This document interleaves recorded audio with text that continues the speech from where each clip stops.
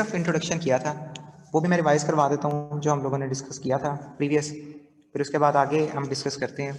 तो सबसे पहले नंबर पे हमने चैप्टर 4 के वाले से बात की थी कि इसमें हम लोग डिस्कस कर रहे होते हैं कि ये कंज्यूमर पॉइंट ऑफ व्यू से कंज्यूमर क्या होता है, किसके अकॉर्डिंगली हम लोगों ने इसको डिस्कस करना है। तो उसको देखते हैं बेटा, कंज्यूमर क्या होता है और कंज्यूमर में हम लोगों ने कौन कौन से एस्पेक्ट हैं इसको डिस्कस करना है बेटा। तो सबसे पहले यूटिलिटी की बात करते हैं। यूटिलिटी होती क्या है? यूटिलिटी कहते हैं happiness, a measure of happiness of satisfaction gained from good और सर्विस। सेटिस्फेक्शन मिलती है जब आप किसी चीज़ को खर्च करते हैं, इस्तेमाल करते हैं, तो इसको हम कहते हैं सेटिस्फेक्शन गेन्ड। तो जो बेनिफिट मिलता है उस बेनिफिट को इकोनॉमिक्स के टर्म में यूटिलिटी कहा जाता है। फिर हमने देखा था एक टोटल यूटिलिटी होती है और एक मार्जिनल होती है। टोटल का मतलब है जैसे आप टोटल फ्रीक्वेंसी की बात करते हैं, और मार्जिनल का मतलब है जैसे आप कैमुलेटिव फ्रीक्वेंसी की बात करते हैं। तो वही दो चीज़ें हैं, उन्हीं के हवाले से हम लोग डिस्कस करेंगे यहाँ पे भी। यहाँ पर एक बड़ा इंपॉर्टेंट जो है वो टॉपिक हम डिस्कस करने लगे। अब इसकी बेस पर आज हमने सारा लेक्चर डिस्कस करना है। बेसिकली दो किस्म की अप्रोचेज होती हैं, दो किस्म की अप्रोचेज होती हैं। कौन कौन सी अप्रोचेज हैं पहले उसको देख लेते हैं हम। सबसे पहले नंबर पे यहाँ पे मैं एक इसका जो है वो स्केच प्लॉट कर देता हूँ।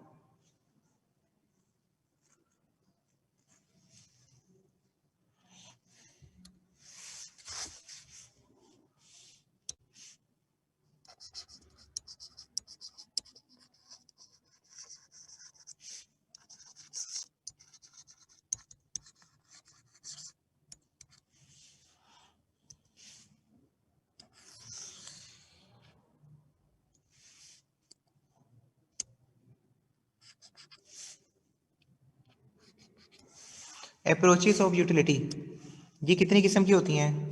बेसिकली यूटिलिटी का आपको पता है बेनिफिट को कहते हैं, ठीक है, या इसको आप ये भी कह सकते हैं कंज्यूमर इक्विलिब्रियम। कंज्यूमर इक्विलिब्रियम उसके वाले से भी हम इसको डिस्कस कर सकते हैं। अब ये कंज्यूमर इक्विलिब्रियम कह दें या अप्रोचेस, खाली अप्रोचेस के वाले से बात कर लें तो ये ज़्यादा इफेक्टिव रहेगा।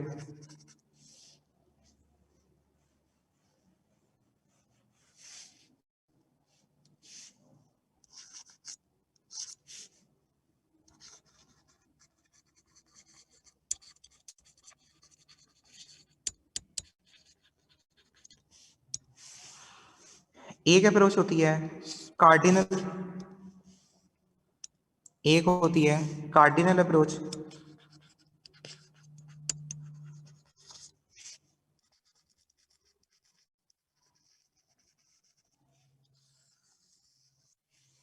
एक होती है ऑर्डिनल अप्रोच।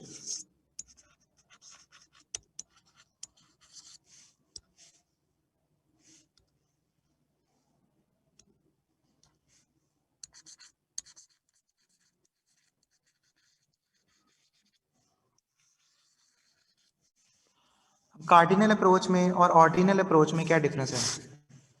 कार्डिनल अप्रोच में और ऑर्डिनल अप्रोच में क्या फ़र्क है?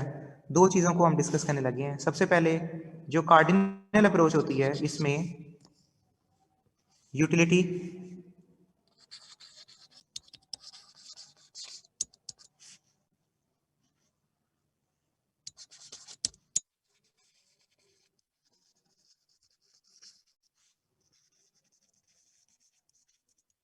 यूटिलिटी को मेजर किया जा सकता है, यूटिलिटी को मेजर किया जा सकता है, ये मेजरेबल कॉन्सेप्ट है। अब इसको किस तरह मेजर किया जाता है?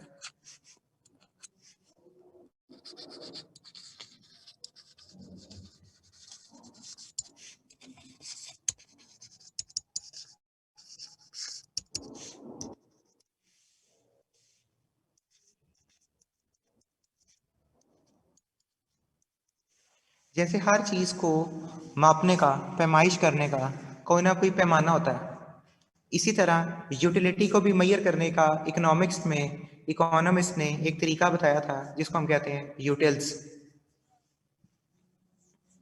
दूसरे नंबर पे आपको ये क्लियर कर दूं, ये कौन सी अप्रोच है? ये क्लासिकल अप्रोच है। जो क्लासिकल इकोनॉमिस्ट हैं उन्होंने बताई थी। ऑर्डिनल वाली कौन सी अप्रोच है? ये न्यू क्लासिकल ने बताई थी। तो ये दो चीजें हैं। पहले हम क्लासिकल के वाले से बात कर रहे हैं कि पहली अप्रोच में क्या होता है, यूटिलिटी जो है वो मेजरेबल कॉन्सेप्ट है, यूटिलिटी को मेजर किया जा सकता है। दूसरे नंबर पर है कि यूटिलिटी को मेजर किया जाएगा जैसे हम सेंटीमीटर को मेजर कर लेते हैं, जैसे हम किलोमीटर को मेजर कर लेते हैं, जैसे हम जो वेट है उसको मेजर कर लेते हैं। ठीक है, हर चीज की मेजरमेंट होती है। इसी तरह वो कहता है यूटिलिटी की भी मेजरमेंट होती है।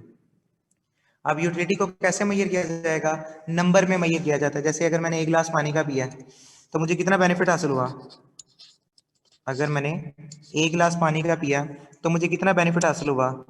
1 गिलास पीने से मुझे 10 यूटिल का बेनिफिट हासिल हुआ, 20 का, 30 का। तो ये वैल्यू नंबर की शक्ल में हो सकती हैं। इसको हम कहते हैं यूटिलिटी।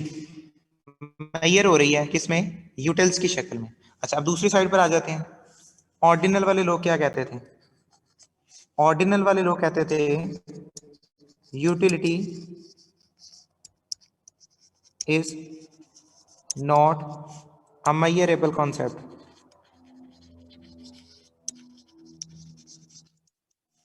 यूटिलिटी जो है वो मेजरेबल कॉन्सेप्ट नहीं है। अगर यूटिलिटी मेजरेबल नहीं है तो फिर क्या होगा? It is a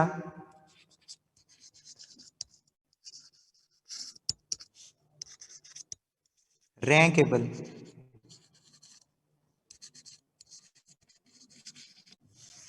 utility rankable है। रैंकेबल का मतलब है इसको हम रैंक कर सकते हैं, इसको हम तरतीब दे सकते हैं, रैंकेबल कह सकते हैं या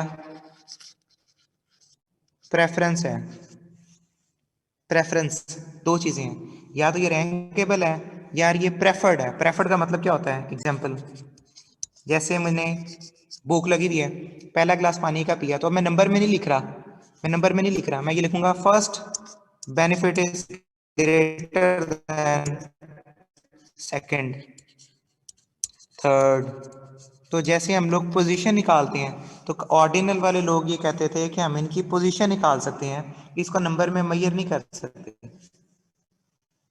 ऑर्डिनल वाले लोग क्या कहते थे? हम इसकी पोजीशन निकाल सकते हैं, इसको नंबर में मेजर नहीं कर सकते।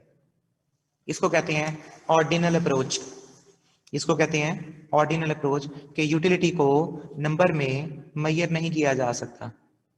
ठीक है, ऑर्डिनल वाले लोग कहते हैं यूटिलिटी को नंबर में मेजर नहीं किया जा सकता, तो इसको हम कह देंगे वो यूटिलिटी जो है वो ऑर्डिनल अप्रोच है। अच्छा, उसके बाद आ जाते हैं, अब ये अप्रोचेज में कौन कौन से कॉन्सेप्ट्स हैं? इसमें दो किस्म के कॉन्सेप्ट के वाले से जो है वो डिस्कस किया जाता है, वो जरा देख लें। कौन कौन से दो कॉन्सेप्ट्स हैं बेटा?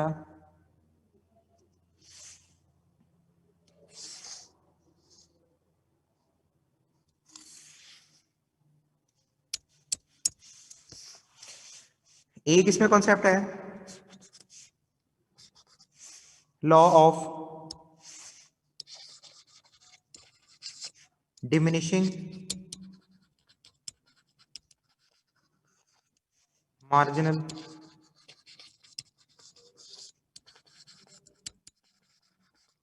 यूटिलिटी, और एक है law of equi marginal utility, EMU। Diminishing marginal utility और इक्वी मार्जिनल यूटिलिटी, ये कवानीन है जो कि अभी हमने पढ़ने हैं। फिर हम आ जाते हैं इन डिफरेंस कर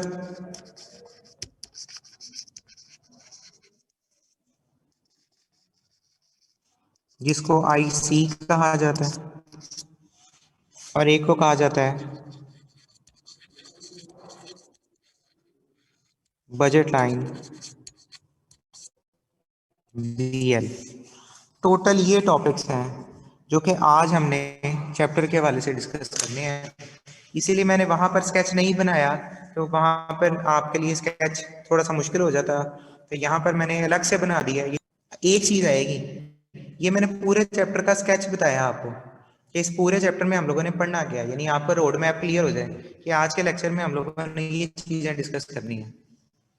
आज के लेक्चर में हम लोगों ने ये काम जो है वो डिस्कस करना है। अब कार्डिनल और ऑर्डिनल का डिफरेंस आ सकता है पेपर में कि ऑर्डिनल अप्रोच क्या होती है और कार्डिनल अप्रोच क्या होती है, ठीक है। उसके वाले से बस देख लीजिएगा कि पेपर में क्या चीजें आ सकती हैं, पेपर पॉइंट ऑफ व्यू से डिफरेंस आ सकता है, डिफरेंस आ सकता है। तो वो डिफरेंस को मैंने बता दिया, 3 पॉइंट मैंने उधर लिख दिए हैं, 3 पॉइंट जो है मैंने इस साइड पर लिख दिए हैं। तो इसलिए दोनों किस्म के अप्रोचेस को हम लोगों ने जो है वो डिस्कस कर लिया। ठीक हो गया बेटा, आगे स्टार्ट करते हैं। नेक्स्ट है अगला टॉपिक। अब हम पढ़ने ये लगे हैं law of diminishing marginal utility क्या होता है। Law of diminishing marginal utility क्या होता है, उसके हवाले से हम लोग डिस्कस करने लगे हैं बेटा, उसको जरा देख लेते हैं। दोनों ही अप्रोचेस बेस्ट हैं, दोनों अप्रोचेस बेस्ट हैं, लेकिन डिपेंड करता है किसने क्या प्रेजेंट किया। दोनों की लिमिटेशंस भी हैं, कार्डिनल के भी कुछ मसले हैं, ऑर्डिनल के भी कुछ मसले हैं, दोनों के कोई ना कोई मसले। ये दोनों अप्रोचेस प्रैक्टिकल लाइफ में इस्तेमाल होती हैं, ये दोनों अप्रोचेस प्रैक्टिकल लाइफ में इस्तेमाल होती हैं। ठीक हो गया। नेक्स्ट आ जाते हैं हम। अब पहली बात मैं पढ़ने लगा हूँ, कौन सी, अप्रोचेस कार्डिनल अप्रोच में डिमिनिशिंग मार्जिनल यूटिलिटी, ये क्या होता है उसके हवाले से एक्सप्लेन करने लगा हूँ। डिमिनिशिंग मार्जिनल यूटिलिटी ये क्या होता है उसके हवाले से एक्सप्लेन करने लगा हूँ। ठीक है बेटा, वापस आते हैं बुक पे। डिमिनिशिंग मार्जिनल यूटिलिटी, बेसिकली ये सारा मैंने ये कॉन्सेप्ट बताया है कि इसमें क्या क्या ऑर्डिनल अप्रोच क्या होती है, कार्डिनल अप्रोच क्या होती है, ठीक है, और इसमें क्या उसके जो मसले मसाइल हैं वो उनको मैयर किया जा सकता है, नहीं किया जा सकता। तो ये सारी चीज़ें हम इसमें डिस्कस कर रहे हैं। ठीक हो गया बेटा, चलें आगे स्टार्ट करते हैं। फिर हम आज डिमिनिशिंग मार्जिनल यूटिलिटी ये क्या होती है, अब इसकी तरतीब देख लें जो आप लोगों ने नोट्स में लिखनी है, ठीक है। उसी तरतीब से मैं आपको यहाँ पे लिखवा रहा हूँ। सबसे पहले नंबर पे आती है डेफिनेशन।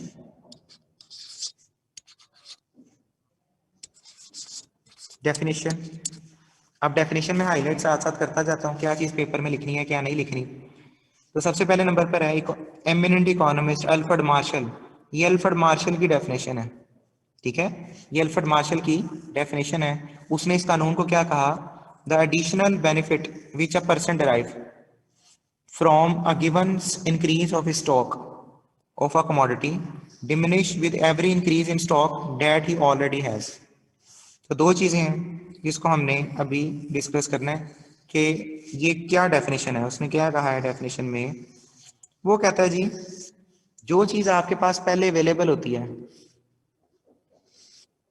जो चीज पहले आपके पास अवेलेबल होती है, अब उसके अकॉर्डिंगली जैसे जैसे हम चीज़ों का इजाफा करते जाते हैं वैसे वैसे हमारा जो यूटिलिटी लेवल है वो डिक्रीज होता जाता है। हम एक्सप्लेन करने लगे हैं टेबल।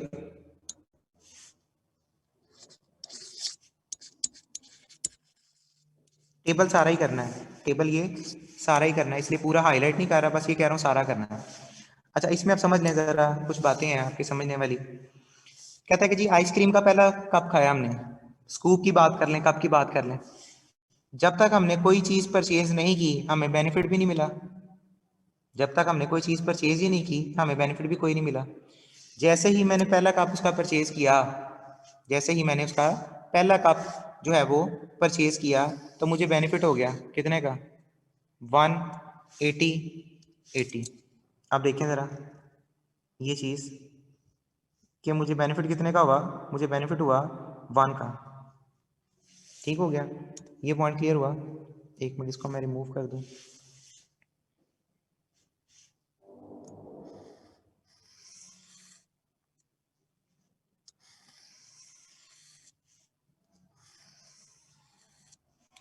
वो कहता है यूटिलिटी मैयरेबल है, क्या ये वाकई मैयरेबल है? यही तो हमने कहा था कि यूटिलिटी को नंबर में मैयर किया जा सकता है। ये हम पढ़ कौन सी रहे हैं, कार्डिनल अप्रोच पढ़ रहे हैं कि यूटिलिटी को नंबर में मैयर किया जा सकता है।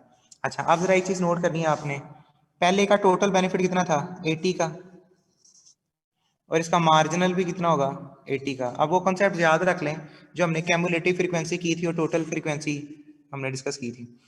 अब वो कहते हैं उसने जब सेकंड कप परचेज किया,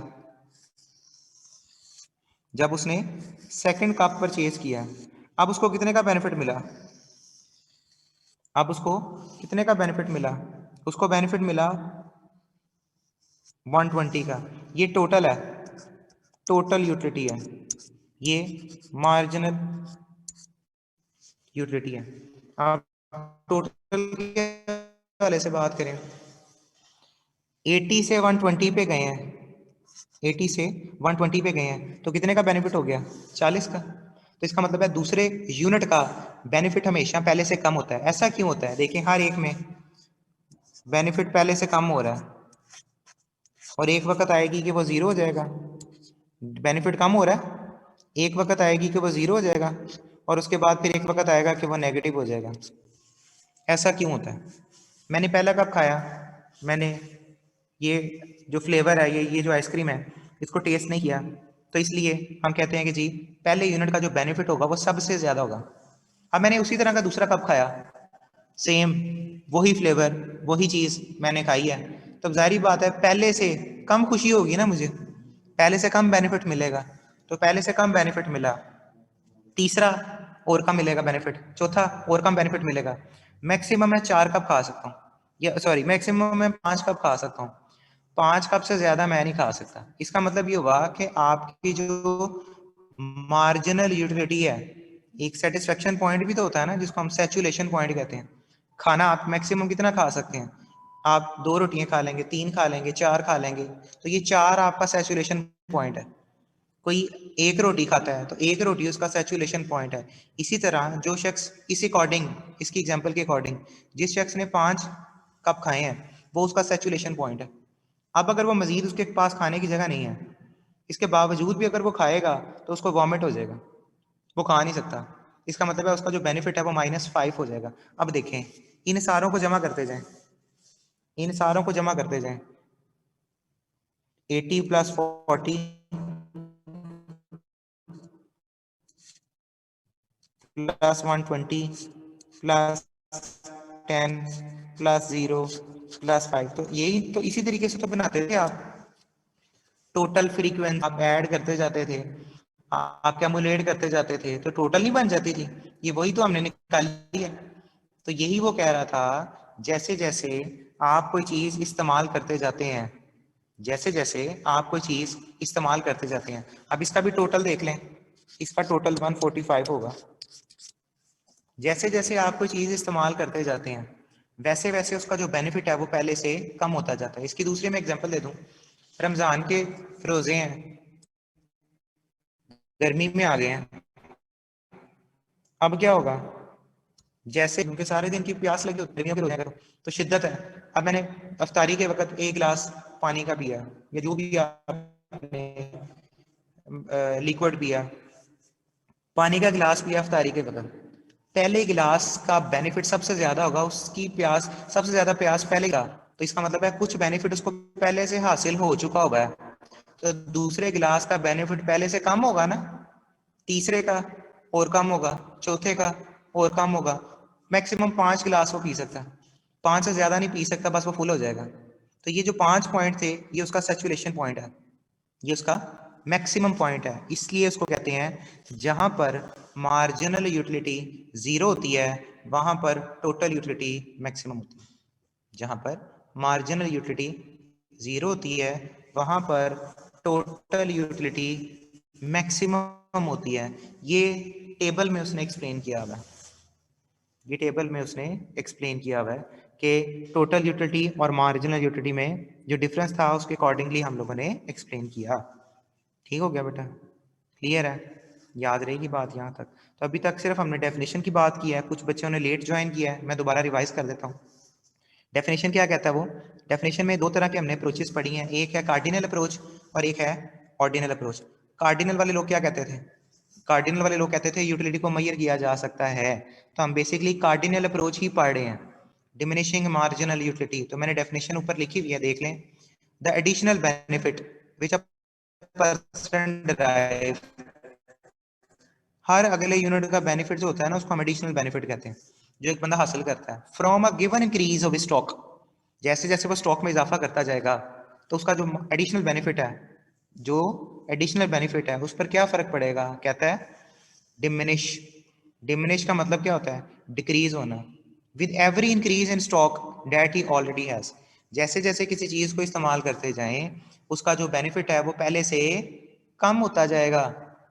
जैसे जैसे हम इस्तेमाल करते जाएं उसका बेनिफिट पहले से कम होता जाएगा। जैसे जैसे उसका बेनिफिट कम होता जाएगा तो हम कहेंगे आपकी जो यूटिलिटी है वो डिमिनिश कर रही है, डिक्रीज हो रही है। इसी को कहते हैं law of diminishing marginal utility.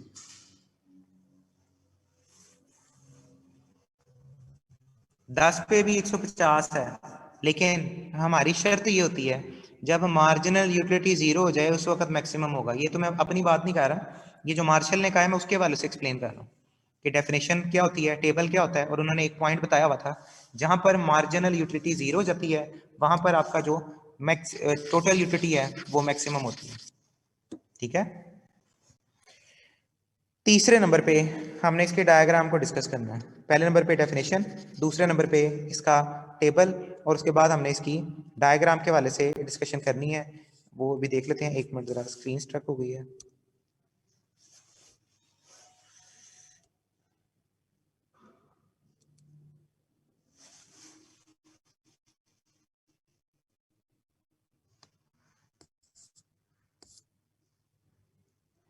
ये बेटा हम लोगों ने डिस्कस किया, तो खैर ये सिर्फ समझने के लिए मैंने आपको कुछ चीज़ें जो थी वो एक्सप्लेन की थी। इसको फिलहाल अभी रेस कर देते हैं क्योंकि वो सिर्फ समझाने के लिए बताया। असल में ये इस तरह बनना है कि जैसे जैसे आप यूटिलिटी, जैसे जैसे कोई कंज्यूमशन करते जाएंगे तो वैसे वैसे उसका, सॉरी ये नहीं मैं रेस करता, ये ऐसे ही रहेगा। तो बहरहाल जैसे जैसे हम लोग करते जाते हैं, यूटिलिटी हासिल करते जाते हैं, कंजम्पशन करते जाते हैं, वैसे वैसे जो उसकी मर्जी है, टेबल ये ऐसे ही आप लोगों ने सारा याद करना है। मार्जिनल यूटिलिटी, टोटल यूटिलिटी, और उसके बाद जो हमने डिस्कस किया टेबल के बाद डायग्राम अब पढ़ने लगे हैं। इसको ज़रा देख लें, समझ लें ये डायग्राम कैसे हम लोगों ने टैकल करनी है, बनानी कैसे है, क्योंकि डायग्राम की प्रैक्टिस होनी चाहिए आपकी, वरना ये कर्व नहीं जुबानी बनेंगे नहीं आप लोगों से। ये तीसरे नंबर पे हम लिखने लगे हैं जी, डायग्राम।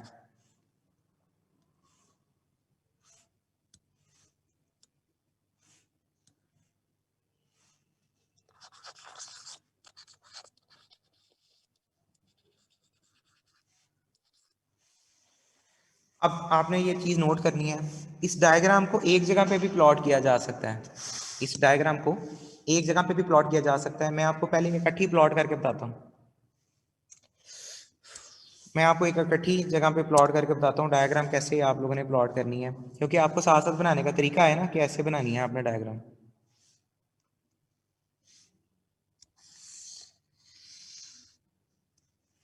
एक साइड पर, हाँ जी दोनों बनानी है, डायग्राम दोनों बनानी है। एक साइड पर हम रख रहे हैं नंबर ऑफ यूनिट्स, एक साइड पर हम रख रहे हैं टोटल यूटिलिटी और मार्जिनल यूटिलिटी। जो टोटल यूटिलिटी है ना उसका कर्व कैसे बनेगा, जो टोटल यूटिलिटी है उसका कर्व कैसे बनेगा वो देख लें। ये टोटल यूटिलिटी है। अब ये किसी एक पॉइंट पर आके मैक्सिमम है, एक पॉइंट पर आकर ये मैक्सिमम है। जिस पॉइंट पर टोटल यूटिलिटी मैक्सिमम होती है उस पॉइंट पर जो मार्जिनल यूटिलिटी है वो हमेशा कट करती है।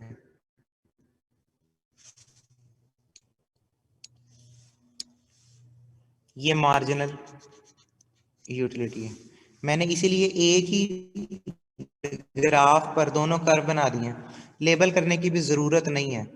अब इसमें तीन बातें आप लोगों ने याद रखनी है, इसमें तीन बातें आप लोगों ने याद रखनी है। पहली बात क्या है, टोटल यूटिलिटी मैक्सिमम कब होती है, टोटल यूटिलिटी मैक्सिमम कब होती है, जब मार्जिनल यूटिलिटी जीरो के बराबर है। टोटल यूटिलिटी कब मैक्सिमम होगी? जब मार्जिनल यूटिलिटी 0 के बराबर है। क्लियर है? याद रहेगी बात। मार्जिनल यूटिलिटी जब तक 0 के बराबर नहीं होगी, टोटल यूटिलिटी उस वक्त मैक्सिमम नहीं होगी। उसके बाद दूसरी बात आप लोगों ने याद रखनी है, जैसे ही मार्जिनल यूटिलिटी नेगेटिव होती है, जैसे ही मार्जिनल यूटिलिटी नेगेटिव होती है, उस वक्त टोटल यूटिलिटी डिमिनिश होना शुरू हो जाती है, डिक्रीज होना शुरू हो जाती है। आप ग्राफ से देख सकते हैं कि जैसे जैसे आपका मार्जिनल यूटिलिटी डिक्रीज होता जा रहा है, लेकिन टोटल में इजाफा हो रहा है। लेकिन जब वो जीरो हो जाती है ना, जीरो के बाद नेगेटिव हो जाती है, तो नेगेटिव होने के बाद आपकी टोटल यूटिलिटी डिक्रीज होना शुरू हो जाती है। तो सिर्फ दो पॉइंट आप लोगों ने लिखने हैं कि जब टोटल यूटिलिटी मैक्सिमम होगी तो मार्जिनल यूटिलिटी उस वक्त जीरो होगी, और जब मार्जिनल यूटिलिटी नेगेटिव होगी तो उस वक्त टोटल यूटिलिटी डिमिनिश होना शुरू हो जाएगी, डिक्रीज होना शुरू हो जाएगी। अब ये कानून किस नाम पे बना हुआ है? Diminishing marginal utility. तो ये देखें, मार्जिनल यूटिलिटी डिक्रीजिंग हो रही है, डिक्रीज हो रही है। खाली अगर हम इस कानून की बात करें, ये मार्जिनल यूटिलिटी है, तो मार्जिनल यूटिलिटी डिक्रीज हो रहा है, इसलिए हम इसको कहते हैं डिमिनिशिंग मार्जिनल यूटिलिटी। आप ये वाली दो अलग अलग डायग्राम करके भी बना सकते हैं, आप इकट्ठी डायग्राम भी बना सकते हैं, आपकी मर्जी है। दो डायग्राम अलग अलग बना दें या एक ही डायग्राम में दोनों कर्व बना दें, आपकी मर्जी है, जो आसान लगता है वो कर लें। दोनों का इकट्ठा स्क्रीनशॉट कर लें, जो आपको इजी लगेगा वो देख लीजिएगा।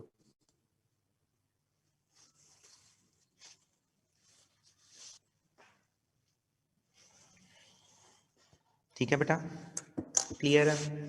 यहाँ तक कोई क्वेश्चन है तो पूछ लें, किसी चीज़ की नहीं समझ आई तो मुझे बता दें।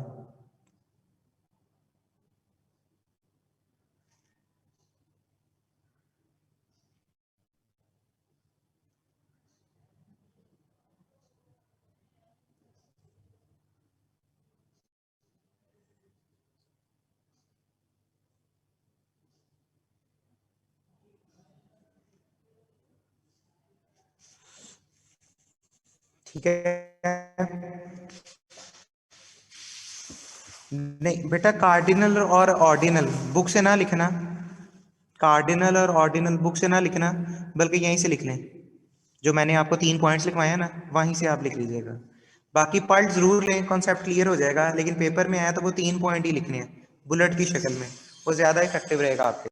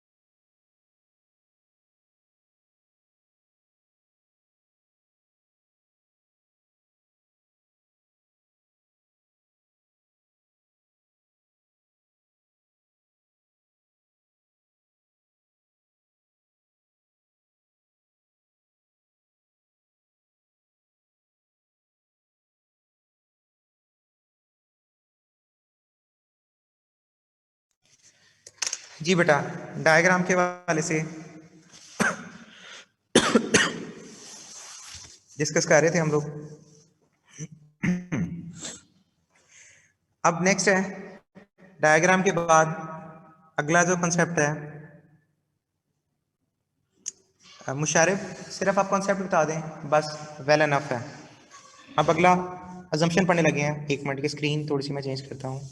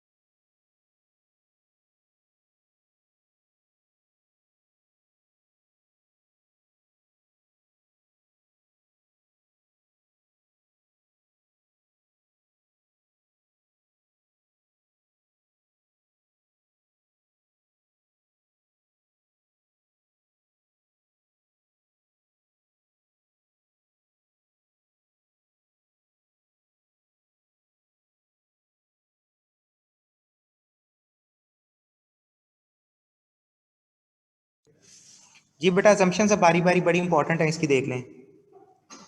assumptions बड़ी इंपॉर्टेंट है, वो जरा देख लें। एक बार अप्रोचेस वाला पेज ओपन कर दें। अच्छा, एक दफ़ा मैं जब इसको रिवाइज करवाऊंगा ना, तो मैं एक दफ़ा सारा इसको ओवरव्यू कर देता हूँ। ठीक हो गया बेटा? अच्छा, अब आगे चलते हैं। बेटा वो अक्सर कोई कॉल आ जाए या कोई आ जाए तो फिर मैं म्यूट कर देता हूँ, तो इसलिए परेशान ना हुआ करें, इधर ही हूँ मैं। अब आ जाते हैं assumptions of law of diminishing marginal utility. ये assumption अगर समझ आएंगी तो आपको पता चलेगा प्रैक्टिकली ये लॉ कैसे प्रूव होता है। ये ठंडी होगी। अब वो कहता है कंज्यूमर इज रैशनल, कहता है कंज्यूमर बाशऊर है। रैशनल का मतलब क्या होता है? लफ्जी मतलब अगर हम देखें तो क्या होता है?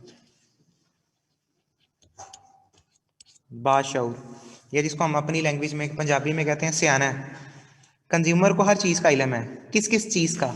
उसको यूटिलिटी का भी पता है, उसको मार्केट का भी नॉलेज है, कौन सी चीज़ कहाँ पर सस्ती मिलती है, और उसको अपनी इनकम का भी अंदाज़ा है, अपनी आमदनी का भी पता है कि उसके पास कौन कौन सी चीज़ें हैं जो है वो इफेक्टिव है। फॉर्मूला रेड से ये रहने दे, ये गलत है फॉर्मूला, वो सही करूँगा बाकी ब्लू से। हाँ, सेकंड पॉइंट इसका ये है कार्डिनल मेजरमेंट्स। ये तो हम पहले ही कह रहे हैं कि ये कौन सी अप्रोच है? कार्डिनल अप्रोच है। यूटिलिटी को मेजर किया जा सकता है, हालांकि हकीकत में ऐसा नहीं होता। इस पे अभी क्रिटिसिज्म भी करते हैं, इस पे क्रिटिसिज्म भी करेंगे अभी। लेकिन यहाँ पर हम फर्ज कर रहे हैं कि यूटिलिटी को मेजर किया जा सकता है। जैसे जरूरी तो नहीं है कि एक आइसक्रीम खाई है तो उसके 80 यूनिट्स का बेनिफिट मिल जाए, जरूरी तो नहीं ना होता। लेकिन उसके बावजूद भी हम ये कह सकते हैं कि ये कार्डिनल अप्रोच है, ये मेजर हो सकती है, और यूनिट ऐसे ही होंगे जैसे टेबल में दिए हैं। आपने पानी का ग्लास अभी पिया, एक आपने रात को पी लिया या एक आपने अगले दिन पिया, तो यूटिलिटी में फर्क आ जाएगा। हो सकता है सुबह जो गिलास पानी का पिया है उसकी यूटिलिटी कम हो, बाद वाले गिलास की यूटिलिटी ज्यादा हो। हालांकि कानून क्या कहता है? कानून ये कहता है जैसे जैसे कोई चीज इस्तेमाल करते जाएंगे वैसे वैसे उसका जो यूटिलिटी लेवल है वो डिक्रीज होता जाएगा। लेकिन अगर उसकी कंजम्पशन कंटिन्यूस नहीं ना होगी तो आपका बेनिफिट भी डिक्रीज नहीं होगा। दूसरी एग्जांपल, अगर आप ये कहते हैं कि जी एक गिलास पानी का पिया, साथ ही दूसरा, साथ ही तीसरा, साथ ही चौथा, तो फिर ये कानून प्रूव होगा, फिर ये लॉ एप्लीकेबल है। अदरवाइज एप्लीकेबल नहीं होगा अगर आप कंजम्पशन कंटिन्यूस नहीं करते तो। नेक्स्ट आ जाते हैं क्वालिटी। अब ये क्वालिटी क्या होती है? क्वालिटी का मतलब ये है कि आप जो चीज़ कंज्यूम कर रहे हो, जैसे हमने पानी के गिलास की बात की है, तो पहले आपने पानी का गिलास पिया, दूसरा गिलास आपने क्वालिटी बदल दी, अब आपने जूस का गिलास पी लिया। या पहले आपने अपने पैसों का पिया था, अब आपने दोस्त के पैसों से पी लिया, तो दूसरे यूनिट की यूटिलिटी बढ़ जाएगी ना फिर। तो इसका मतलब यह है कि आपने क्वालिटी चेंज नहीं करनी, क्वालिटी चेंज नहीं होनी चाहिए। अगर क्वालिटी चेंज हो गई तो ऑटोमेटिकली आपका जो यूटिलिटी लेवल है वो भी चेंज हो जाएगा।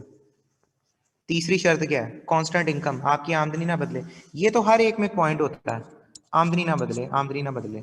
अगर इनकम बदल जाए, अगर इनकम बदल जाए तो भी हम कह सकते हैं कि ये कानून प्रूफ नहीं होगा। इसको डिमांड कर्व से कैसे रिलेट करते हैं? किस बच्चे ने पूछा? बिलाल ने पूछा है, डिमांड से इसको कैसे रिलेट करते हैं? बेटा अभी ये कंप्लीट कर लें, फिर हम उसके बाद हम शेयर करते हैं कि कैसे कैसे हम इसको रिलेट करते हैं उसके साथ। ठीक हो गया?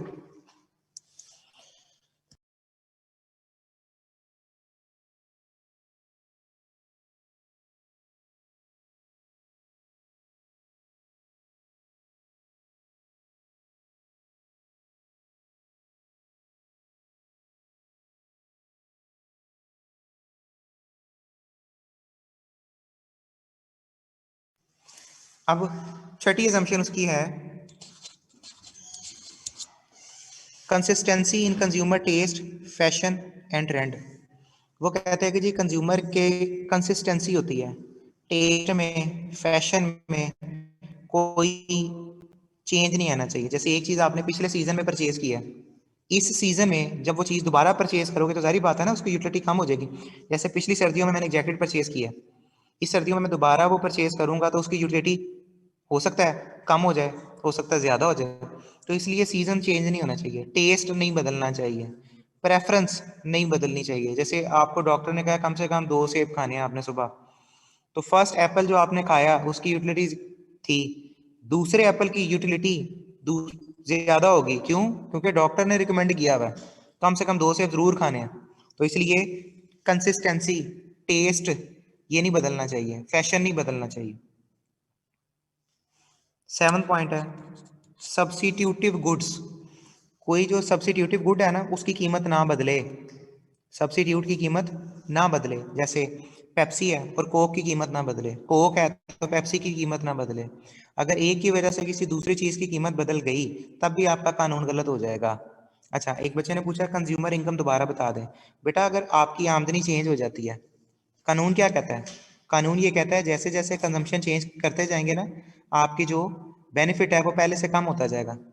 लेकिन पहले आपकी आमदनी कम थी, जब दूसरा यूनिट आप खरीदने जाओगे तो आपकी आमदनी बढ़ चुकी हुई है। हो सकता है आपको ज्यादा बेनिफिट हो, यार खैर अब तो पैसे ही बड़े हैं मेरे पास, कोई टेंशन वाली बात नहीं। तो जब आमदनी बढ़ जाएगी तब भी आपका यूटिलिटी लेवल पहले से कम होने की बजाय बढ़ जाएगा। कोई भी ऐसा शख्स नहीं होता जिसकी आमदनी बढ़ी है और उसको दुख हो रहा हो, हमेशा खुशी ही होती है कि मेरी आमदनी बढ़ गई है। इसलिए हमेशा आमदनी बढ़ने से यूटिलिटी में इजाफा होता है, कमी नहीं होती। जी बेटा, और कोई क्वेश्चन किसी का तो पूछें।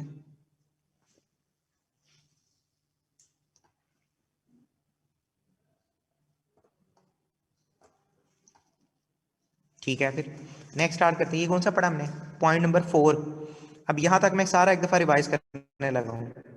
सबसे पहले हमने पहले नंबर पे पढ़ी है डेफिनेशन, कुछ बच्चों ने लेट ज्वाइन किया था। डेफिनेशन में हमने कहा जैसे जैसे किसी चीज का इस्तेमाल ज्यादा करते जाएं वैसे वैसे उसका जो यूटिलिटी लेवल है वो डिक्रीज होता जाएगा, बेनिफिट लेवल कम होता जाएगा। फिर हमने आइसक्रीम की एग्जांपल दी है कि एक वक्त आता है कि जीरो हो जाता है और एक वक्त आता है कि माइनस में चला जाता है। फिर हमने इसी की डायग्राम को डिस्कस किया कि टोटल यूटिलिटी उस वक्त मैक्सिमम होती है जहां पर मार्जिनल यूटिलिटी क्या हो जाए, जीरो के बराबर हो जाए। और जब मार्जिनल यूटिलिटी नेगेटिव होती है उस वक्त टोटल यूटिलिटी डिक्रीज होना शुरू हो जाती है। फिर हम लोगों ने assumptions पढ़ी हैं, assumptions तो खैर अभी पढ़ी हैं, जिसमें हमने कहा कि ये चीज़ें नहीं बदलनी चाहिए। अगर कानून ठीक हो जाए तो ये शर्त है कि ये चीज़ें ना बदलें। टेबल में वैल्यूज अपनी तरफ से लेंगे तो गलती के चांसेस हैं, इसलिए बेहतर है कि जो बनी बनाई एग्जाम्पल है इसी को याद कर लें। ठीक है, ये हो गया 4th पॉइंट। अब हम लिखने लगे हैं 5th पॉइंट। 5th पॉइंट ये है एक्सेप्शंस। इसको एक्सेप्शंस भी बोलते हैं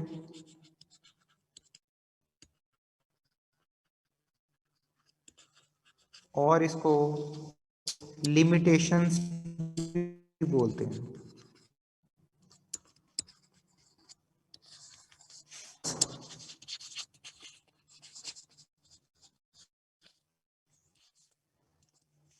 ठीक है, अब एक्सेप्शंस का मतलब क्या होता है? बेटा एजम्पशन में आपने हाइडिंग लिख कर ना 1 से 2 लाइन में उसको एक्सप्लेन करना है, इसलिए मैंने कोई हाईलाइट नहीं किया।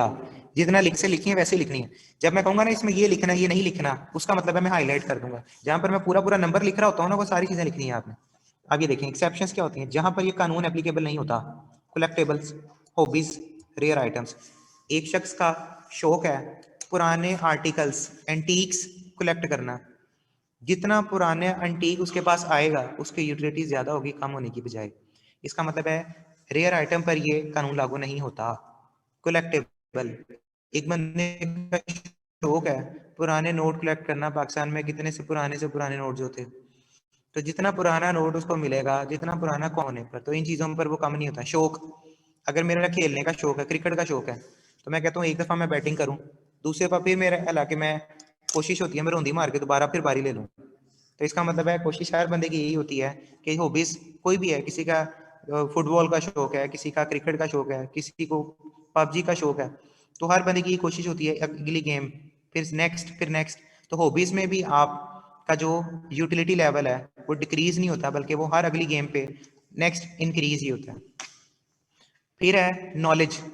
नॉलेज पर भी ये लॉ एप्लीकेबल नहीं है। पहले नंबर पे नॉलेज है, फिर इनोवेशंस है। इनोवेशंस है नई चीज।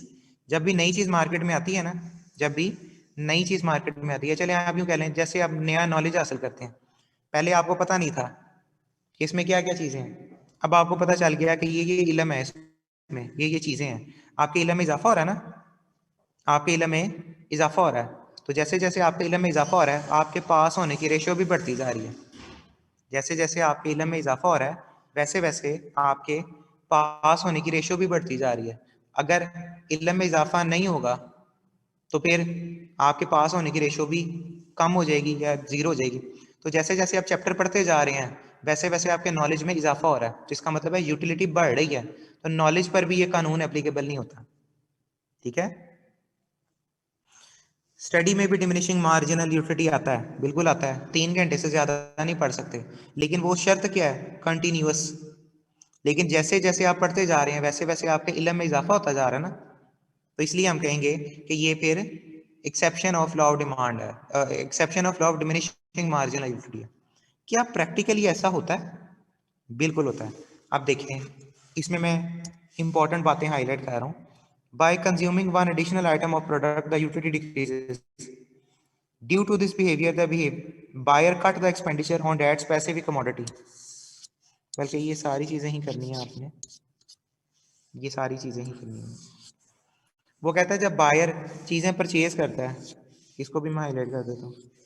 जब बायर चीजें परचेज करता है तो वो देख रहा होता है कि मैं एक तरह की ज्यादा चीजें नहीं लेके जाऊंगा।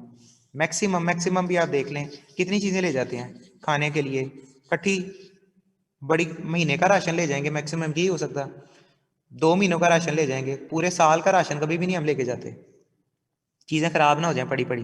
तो इसलिए जब भी हम मार्केट में जाते हैं तो यही देखते हैं एक चीज़ को मैक्सिमम 2 दफ़ा खरीदा जाएगा, 3 दफ़ा, हर अगली दफ़ा खरीदने से उसकी जो यूटिलिटी है वो डिक्रीज होती है। फिर है diminishing marginal utility form the basis of many other law. ये जो डिमिनिशिंग मार्जिनल यूटिलिटी है ना, ये बाकी कवानीन की बेस है। आपको याद होगा मैंने पॉइंट छुड़वा दिया था, why demand curve is negative slope.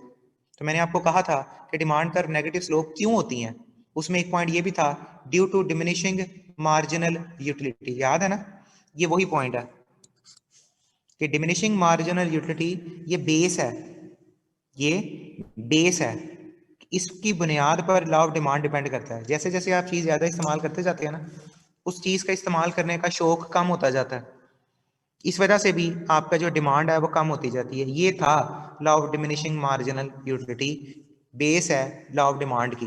Demand में यही पढ़ते हैं ना, डिमांड कम होती जाती है कीमत के बढ़ने से। तो आप एक दफ़ा आपने महंगी चीज़ परचेज कर ली, दूसरी दफ़ा महंगी चीज़ परचेज नहीं करोगे, यार ठीक है बस एक दफ़ा कर लिया। तो इसलिए ये बेस है लॉ ऑफ डिमांड की।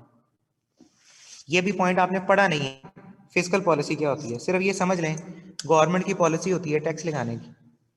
ये गवर्नमेंट की एक पॉलिसी है टैक्स लगाने की, यानी गवर्नमेंट जब जब टैक्स लगाती है तो जितना ज्यादा टैक्स लगाएगी उसी चीज की प्रोडक्शन कम होना शुरू हो जाती है, यार ये चीज महंगी हो रही है छोड़ो क्या खरीदना। तो वहां पर भी law of diminishing marginal utility apply होता है। लास्ट पॉइंट है, the law also help in the price determination. जब प्रोड्यूसर ने कीमत फिक्स करनी होती है ना, उस वक्त भी, जब प्रोड्यूसर ने कीमत फिक्स करनी होती है उस वक्त भी ये लॉ एप्लीकेबल होता है। कितनी कीमत फिक्स करें, किसकी डिमांड ज़्यादा है, किसकी डिमांड जो है वो कम है, तो ये सारी चीज़ें डिस्कस की जा रही होती हैं। तो इसका मतलब है प्रैक्टिकली भी ये इंपॉर्टेंट है। ठीक है, क्लियर है, याद रहेगी बात। अब इसमें मैं आपको बता दूं,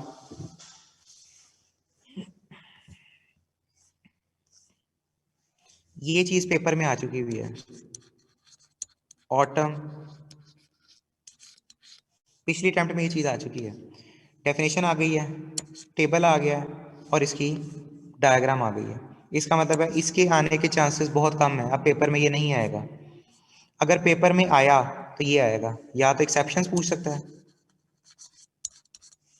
या फिर वो इंपॉर्टेंस पूछ सकते हैं। हाँ एक चीज ऊपर भी रह गई है, कौन सी भला ठहरे मैं बताता हूँ, assumptions।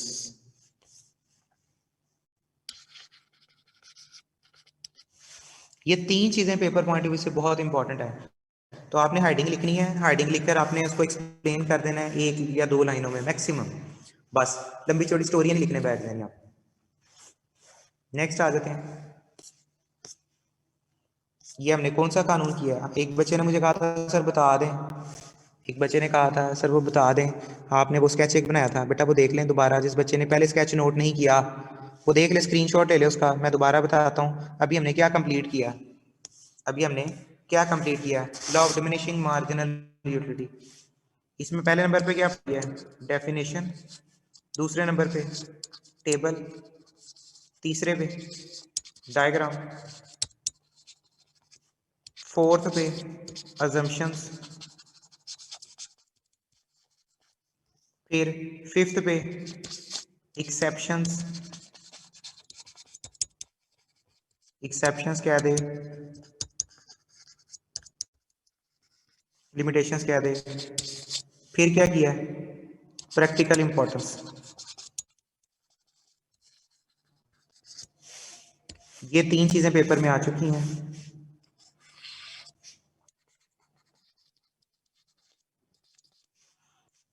ये तीन चीजें पेपर पॉइंट ऑफ व्यू से इंपॉर्टेंट है।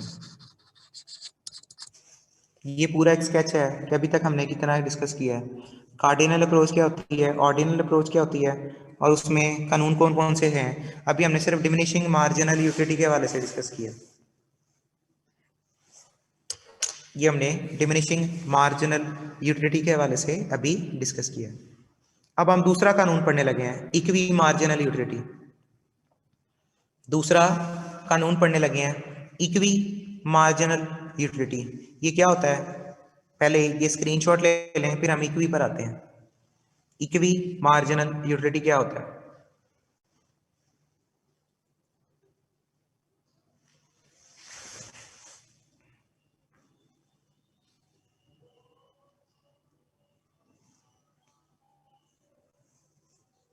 क्लियर है बेटा, आगे स्टार्ट करें।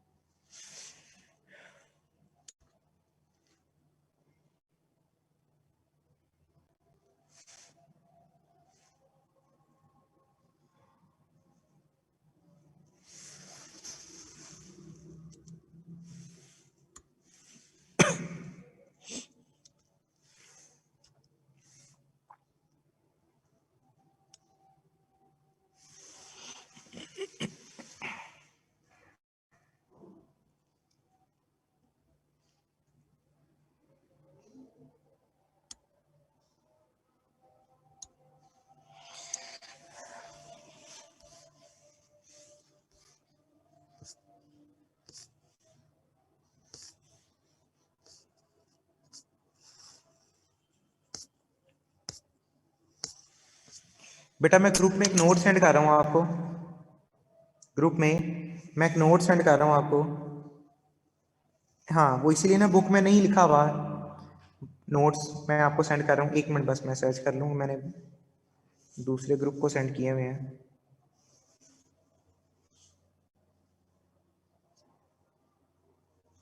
जो चीज़ बुक में नहीं सही होती उसके लिए फिर मैं आपको नोट्स प्रोवाइड कर देता हूँ। तो ये भी चीज़ बुक में ठीक नहीं है, लेकिन इसके आने के चांसेस पेपर में ज़्यादा हैं, तो इसको देख लें।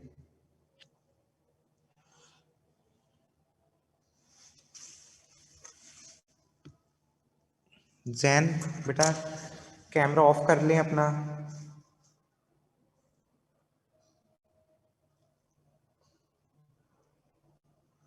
ये एक नोट सेंड किए हैं बेटा मैंने, ये मैंने नोट सेंड किए हैं।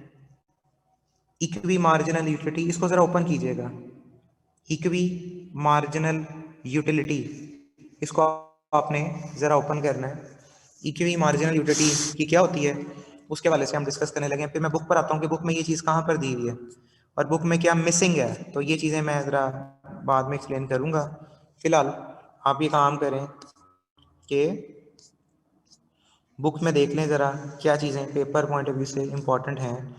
इक्वी मार्जिनल यूटिलिटी अब ज़रा नोट्स में देखना है, अब आपने ज़रा नोट से देखना है। कहता है, डेफिनेशन पढ़ने लगाऊं, the household maximise its utility will allocate its expenditure between commodities in such a way where marginal utilities are equal.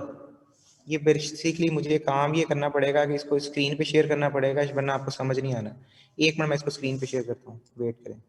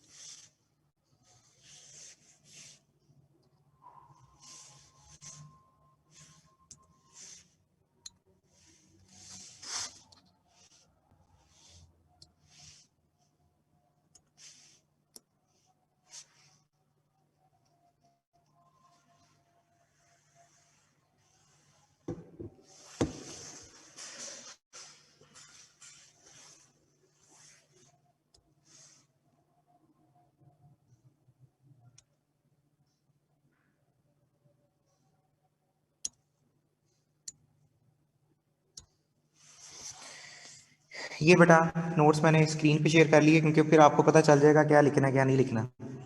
Basically equi का मतलब क्या होता है? इक्वी का मतलब क्या होता है? इक्वी का मतलब होता है बराबर। मार्जिनल यूटिलिटी जहां पर बराबर हो जाएगी वो कानून है, इसको इस तरह का नाम दिया जाता है। अब जरा डेफिनेशन पढ़नी है आपने। The household maximise its utility will allocate its expenditure between commodities in such a way where marginal utilities are equal। ये तो मैंने कहा है, नाम उसका क्या है, जहां पर मार्जिनल यूटिलिटीज आपस में बराबर हो जाती हैं, इसको हम कहते हैं कि ये इक्वल हो गई हैं, मार्जिनल यूटिलिटी जो है वो बराबर हो गई हैं। ठीक है, अब इसके हवाले से देखें जरा। मार्जिनल यूटिलिटीज बराबर हो गई, ये एमसीक्यूज में पूछा जा सकता है, ये एमसीक्यूज में पूछा जा सकता है।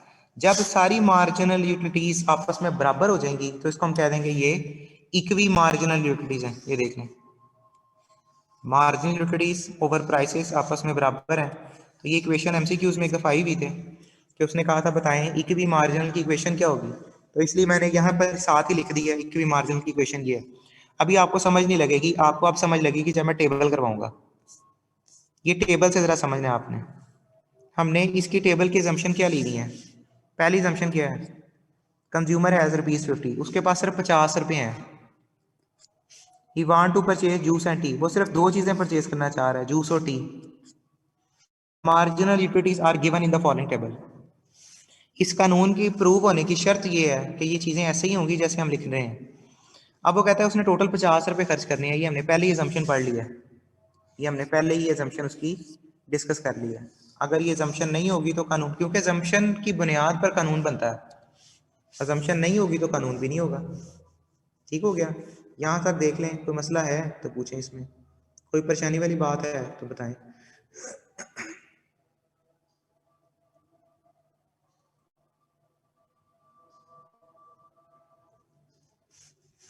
आप आगे चलते हैं बेटा, नेक्स्ट अगला पॉइंट है।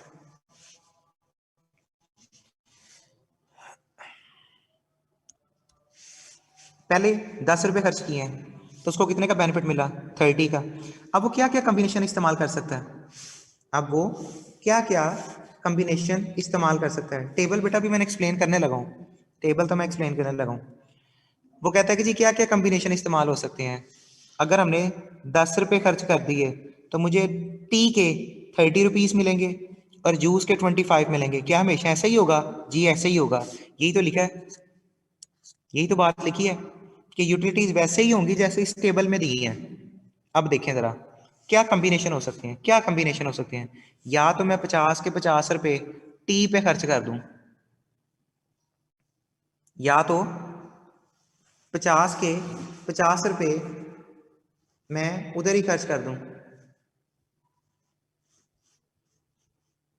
तो फिर क्या होगा?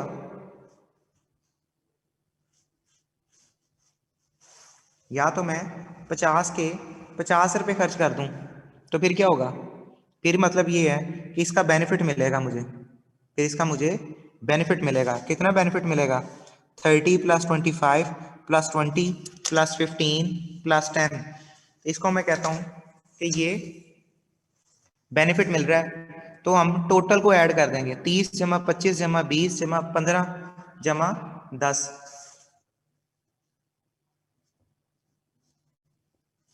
ठीक है, तो इसके हवाले से हम लोगों ने डिस्कस करना है,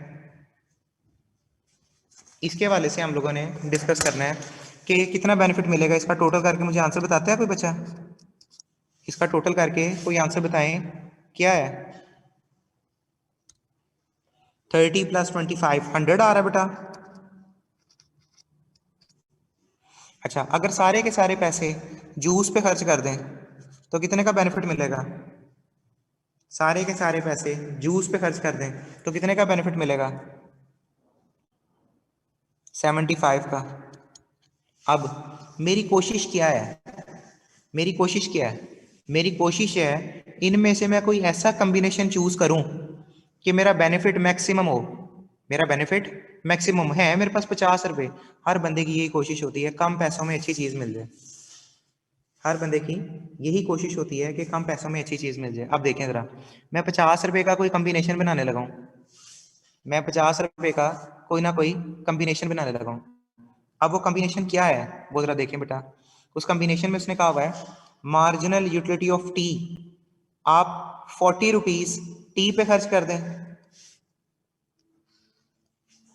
40 रुपीज आप टी पे खर्च कर दें और 10 रुपीज आप जूस पे खर्च कर दें, क्योंकि टोटल 50 रुपए खर्च करने हैं ना। तो कितनी यूटिलिटी बनेगी? कितनी यूटिलिटी बनेगी? 30 जमा 25 जमा 20 जमा 15 और वो वाले 25। टोटल करें कितना आता है? अब टोटल करें जरा कितना आता है? ये कौन सी रेशियो मैंने बताई है? ये कौन सी रेशियो बताई है? 4 रेशो,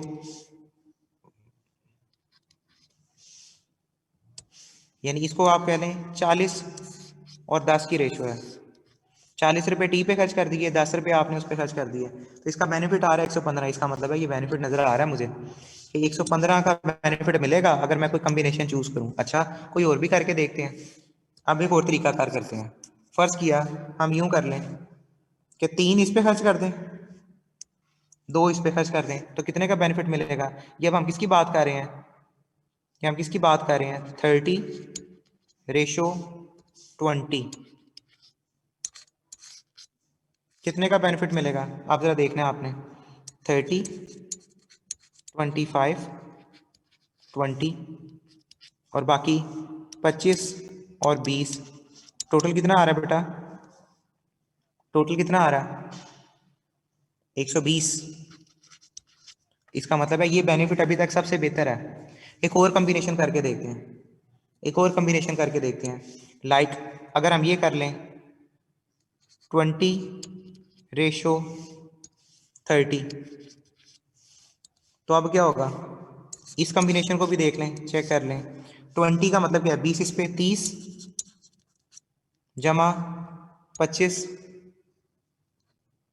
30 जमा 25 जमा 25 20 15। इसका टोटल करें कितना आता है? इसका टोटल करें कितना आता है? 115। इसका मतलब ये हुआ आप इसके अलावा इसके अलावा जो मर्जी कॉम्बिनेशन इस्तेमाल कर लें, आपका बेनिफिट ज्यादा नहीं आएगा। करके देखा ना आपने, अभी आपने सामने करके देखा, 50 रुपए टी पे लगा दें फिर भी 100 का बेनिफिट होता है। सारे के सारे पैसे जूस पे लगा दें फिर 75 का होता है। अगर 40:10 कर लें तो फिर बेनिफिट होता है 115 का। 20:30 कर लें फिर भी बेनिफिट होगा 115 का। सिर्फ एक शर्त ऐसी है, सिर्फ एक शर्त ऐसी है जहां पर आपको सबसे ज्यादा बेनिफिट हो रहा है। अब इसमें एक बात नोट की है आपने, इसका लास्ट यूनिट बेनिफिट क्या था? 20। इसका लास्ट यूनिट बेनिफिट क्या था? 20। यही तो वो कहता था कि जब मार्जिनल यूटिलिटी आपस में बराबर हो जाएंगी तो टोटल बेनिफिट मैक्सिमम होगा। यही तो कानून है, यही तो कानून है कि जब टोटल यूटिलिटी मैक्सिमम हो जाएगी, टोटल यूटिलिटी को जब हम मैक्सिमम हो जाएगी, उस वक्त मार्जिनल यूटिलिटीज आपस में बराबर हो जाएंगी। रेशो कैसे निकालिए बेटा? रेशो नहीं है, हम इसमें जमा का साइन लिख दें, ये रेशो नहीं है। बेसिकली हमने कहा टोटल 50 रुपए खर्च करने थे ना, टोटल 50 रुपए खर्च करने थे ना, तो 50 रुपए कैसे कैसे खर्च हो सकते हैं? 40 रुपए टी पे कर दो, 10 रुपए जूस पे कर दो, 30 रुपए टी पे कर दो, 20 रुपए जूस पे कर दो, 20 रुपए टी पे कर दो, 30 रुपए जूस पे कर दो। तो कुल हमने 50 रुपए खर्च करने थे, यही तो असम्पशन पड़ी थी। तो 50 रुपए खर्च ऐसे करें कि आपका जो कुल बेनिफिट है वो सबसे ज्यादा हो जाए। वो एक ही शर्त है, जब आपकी मार्जिनल यूटिलिटीज आपस में बराबर होती हैं। ये टेबल बुक में नहीं बना हुआ, इसलिए मैंने आपको अलग से देकर एक्सप्लेन किया है, यहाँ से शेयर किया है कि आपको समझ लगे कि डिमिनिशिंग मार्जिनल यूटिलिटी में और इक्वी मार्जिनल में क्या फ़र्क होता है। इक्वी मार्जिनल में एक से ज़्यादा कमोडिटीज़ होती हैं इक्वी में, और डिमिनिशिंग में सिर्फ एक कमोडिटी होती है। इक्वी में एक से ज़्यादा कमोडिटीज़ हैं, देखें इसमें टी भी है और जूस भी है, ठीक है, और इसकी यूटिलिटी डिक्रीज हो रही है, इसकी भी मार्जिनल यूटिलिटी डिक्रीज हो रही है। याद रहेगी बात। तो डिमिनिशिंग मार्जिनल यूटिलिटी डेफिनेशन क्या होती है? डेफिनेशन के बाद उसके टेबल क्या होता है? टेबल के बाद अब हम आ जाते हैं वापस बुक पर। इधर से सिर्फ ये दो चीज़ें करनी है, इधर से सिर्फ आपने दो चीज़ें करनी है, क्योंकि ये देखें यहाँ पर भी ये वही चीज़ लिखी हुई है। ये देखें 40 रुपए टी पर, ये सारी वही एग्जाम्पल है जो मैंने ऊपर की हुई है। अभी आपको खुद करके बताइए, ये सारी वही एग्जाम्पल है। अच्छा, ये डायग्राम नहीं करनी, ये डायग्राम नोट से नहीं करनी। वैसे ये पूरी दुनिया में ना इकोनॉमिक्स में जो पढ़ी जाती है वहां पर यही डायग्राम होती है, लेकिन आई कैप ने वो डायग्राम अलग बनाई है। अब हमने तो आई कैप को फॉलो करना है ना, पूरी दुनिया में ये डायग्राम होती है, लेकिन हम आई कैप को फॉलो करते हैं, आई कैप ने डायग्राम और बनाई है। बेटा ये जो बिलाल उमर, ये हमें वैल्यूज याद करनी पड़ेंगी। ये तो हमने जम्शन पढ़ी थी, आपने जम्शन नहीं पढ़ी शायद। ये देखें यही तो जम्शन है, the marginal utility of the two goods are as given, as given. ये ऐसे ही लिखनी है जो टेबल में दी हुई है, अपनी तरफ से लिखेंगे तो कानून प्रूव नहीं होगा। टेबल की एक्सप्लेनेशन नहीं करनी, सिर्फ आपने टेबल बनाना है। वैसे तो टेबल पूछता नहीं है पेपर में, अभी तक जितने भी पास पेपर हुए हैं 6-7 साल के, जो इस सिलेबस के हुए हैं, पहले तो सिलेबस और होता था। 6-7 साल के जितने भी पेपर मैंने टेबल एक्स्ट्रा बताए, नोट्स में डेफिनेशन टेबल होना चाहिए, ठीक है बेटा।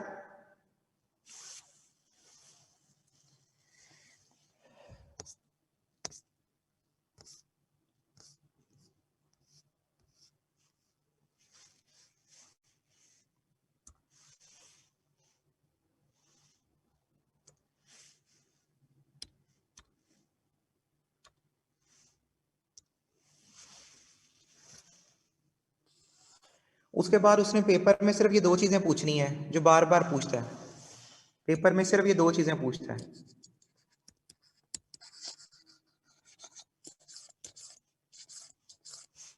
Importance of law of equi marginal utility, उसने ये पूछना है पेपर में। वो सिर्फ कॉन्सेप्ट क्लियर करने के लिए था, वो सिर्फ कॉन्सेप्ट क्लियर करने के लिए था। इसी तरह पेपर में उसने ये पूछना है अजम्पशंस।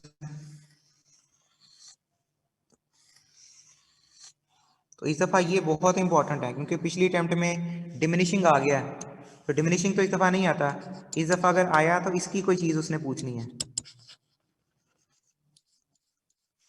बारी बारी पढ़ लें। अजम्पशन अगर आपको देखें तो ये सारी वही पुरानी वाली हैं, इसी तरह ये लिमिटेशन भी है, सॉरी एक चीज रह गई थी, लिमिटेशंस भी, इसको मैं इकट्ठा ही एक दफा हाईलाइट कर दूं।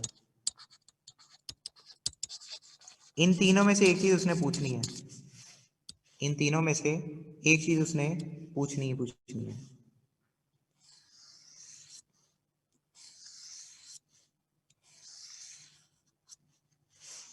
जी बेटा आप जरा देख लें, assumptions of underline law of equity marginal utility ये क्या होती हैं, पहले नंबरिंग कर दें, 1 2 3 4 5 6 7 8 8 अजम्पशंस हैं। लिमिटेशंस कितनी है, लिमिटेशंस कितनी है, 1 2 3 4 जी बस ये वाइंड अप कर लें, फिर नमाज का ब्रेक देता हूँ, 5, ठीक है, क्योंकि ये चीज़ें आपने अभी पढ़ ली हैं, ये सारी वही हैं जो अभी हमने पढ़ी नहीं डिमिनिशिंग में, बस मैंने एक दफ़ा रिवाइज करवानी है, 1 2 ओके। आप जरा देख लें assumptions, the consumer behave rational behaviour पढ़ा था सेम प्रीवियस, यूटिलिटी मैयर हो सकती है कार्डिनल में, consumer has given scale of preference for the good in consideration, यानी लोगों के पास स्केलिंग प्रेफरेंस होती है, यानी वो टी को प्रेफर करेगा कि जूस को प्रेफर करेगा, जो हमने एग्जांपल पढ़ी है। कंज्यूमर हैज़ परफेक्ट नॉलेज, ये भी पिछली जंक्शन है डिमिनिशिंग वाली।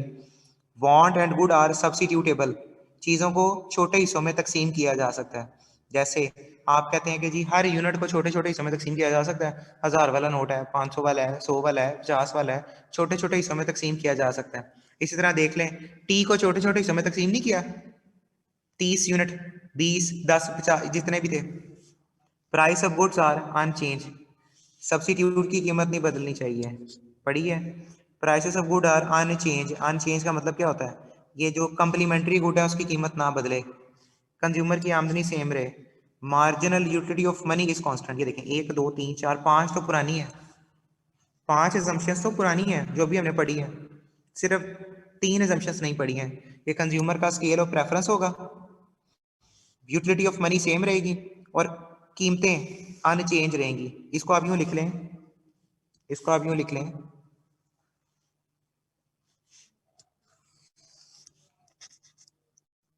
No change in prices of complementary good. अब याद रहेगा आपको, कंप्लीमेंट्री गुड्स की कीमतों में तब्दीली ना आए, प्राइसेस ऑफ कंप्लीमेंट्री गुड उसकी कीमतों में तब्दीली ना आए। तो बेसिकली वो प्राइसेस में चेंज ना, उसने सिर्फ आधी बात लिखी थी, नो चेंज इन प्राइस, तो एक ही बात है। तो ये सारे वही पॉइंट हैं जो पहले भी आप लोगों ने प्रीवियस डिस्कस किए थे। नहीं ये नोट्स में नहीं है, अजम्पशन नोट्स में मेरा ख्याल है शायद नहीं लिखी मैंने। तो बहरहाल मैंने कहा है कि वहां से सिर्फ आपने डेफिनेशन और टेबल लिखना है, बस डेफिनेशन और टेबल नोट से लेनी है, बाकी सारा कुछ इधर लिखा हुआ है, ये एज इट इज याद कर लें। लिमिटेशन है जहां पर अप्लाई नहीं होता, कानून अप्लाई नहीं होता, हर वक्त हम यार कॉन्शियस कैलकुलेशन थोड़ी करते हैं, इसमें इतना फायदा इतना नुकसान है, हर वक्त हम ये कैलकुलेशन नहीं करते, इसलिए लॉ एप्लीकेबल नहीं होता।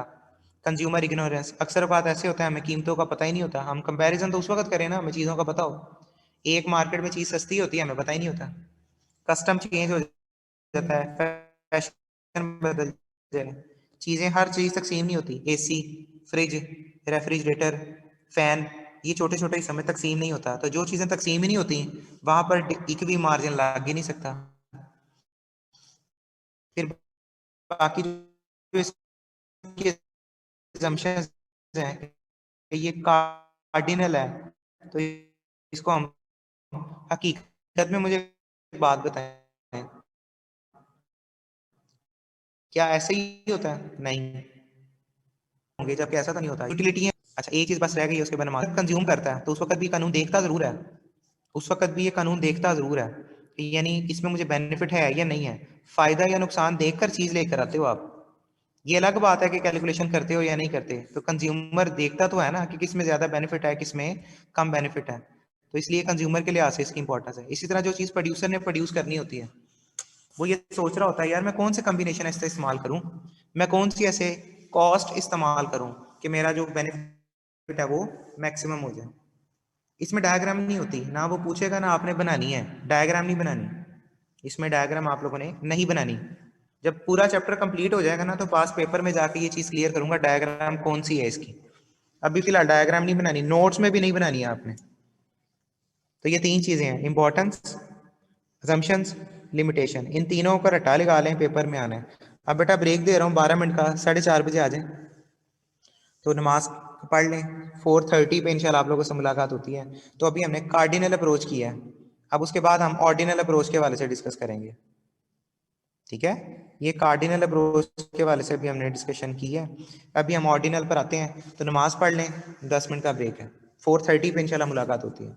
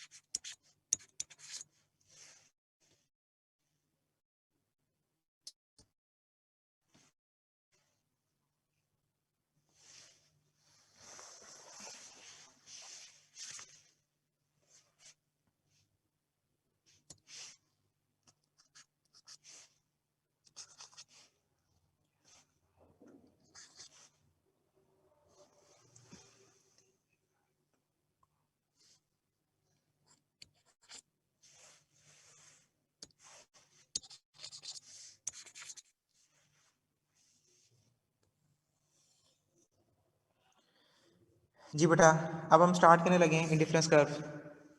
इंडिफरेंस कर्व क्या होता है? बेसिकली यहाँ पे पहले मैं क्लियर कर दूं कि इंडिफरेंस कर्व हम लोगों ने दो चीज़ें पढ़ी थी ना, दो अप्रोचेस पढ़ी थी। ऑर्डिनल अप्रोच में दो चीज़ें होती हैं, इंडिफरेंस कर्व होता है और बजट लाइन होती है। अब इंडिफरेंस कर्व होता क्या है, ये बुक में डेफिनेशन थोड़ी सी जरा मुख्तलिफ लिखी है, मैंने कहा जरा आसानी से आपको एक्सप्लेन कर दूं, समझ आ जाए आपको। Indifference curve different combination of two commodity. Commodities का मैंने आपको बताया था, जिसमें गुड्स भी होती हैं और सर्विसेज भी होती हैं, इसलिए उसको कहा जाता है ये इंडिफरेंस कर्व है। अच्छा आगे देखें, वो कहता है दो कमोडिटीज़ का जब भी हमने ग्राफ पढ़ा है, हमेशा दो कमोडिटीज़ का ही पढ़ा है ना, बेशक लॉ ऑफ डिमांड है, लॉ ऑफ सप्लाई है, कोई भी है, डिमिनिशिंग मार्जिनल है, इक्वी मार्जिनल है, दो से ज़्यादा कमोडिटी हो ही नहीं सकती, दो से ज़्यादा वेरिएबल हो ही नहीं सकते, क्योंकि इकोनॉमिक्स में एक एक्स एक्सिस है और एक वाई एक्सिस है। खैर आगे चलते हैं। तो बेसिकली वो कहता है जैसे जैसे आप अगले कम्बिनेशन पर जा रहे हैं, जैसे जैसे आप अगली कम्बिनेशन पर जा रहे हैं, तो 11 से 8 पर जाते हैं, जैसे जैसे x के यूनिट y के यूनिट हासिल होते जा रहे हैं, गेन होते जा रहे हैं, वैसे वैसे x के यूनिट में कमी आती जा रही है। जैसे जैसे y के यूनिट गेन होते जा रहे हैं, वैसे वैसे x के यूनिट में जो है वो फॉल आता जा रहा है, वो कमी आती जा रही है। यहाँ तक देखें, कोई क्वेश्चन है तो पूछें। यहाँ तक देखें, कोई मसला है तो पूछें। अच्छा ये चीज़ आप लोगों ने कहीं और पे भी पढ़ी हुई है सेम इसी तरह की।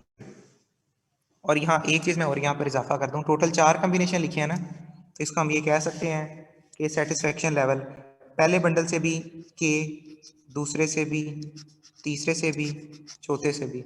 इसका मतलब ये है कि आपने दो चीज़ों का कोई कम्बिनेशन परचेज करना है, लेकिन आपका सेटिस्फेक्शन लेवल सेम रहेगा। मुझे एक बात बताएं, इस तरह की चीज़ हमने कहाँ पे पढ़ी थी?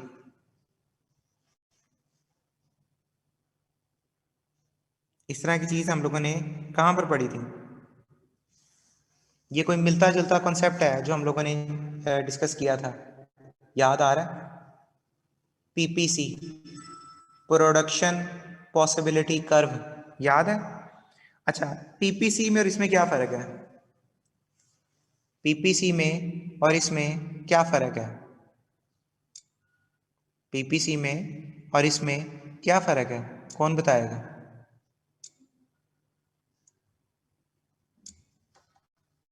पीपीसी में और इसमें क्या फ़र्क है, कोई बच्चा बताए मुझे।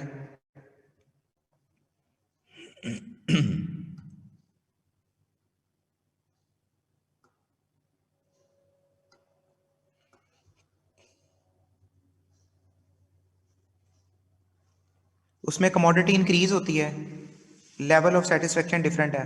नहीं बेटा, उसमें भी तो पीपीसी में एक ही चीज़ होती है ना, कि हम लोग जब डिस्कस करते हैं तो हम कहते हैं कोई डिफरेंट कम्बिनेशन होंगे, याद है ना? वो डिफरेंट कम्बिनेशन के वाले से हम लोग बात करते थे। यहाँ पे भी डिफरेंट कम्बिनेशन है। फ़र्क क्या हुआ? टेबल में देखें किस चीज़ का फ़र्क है, टेबल में किस चीज़ का फ़र्क है?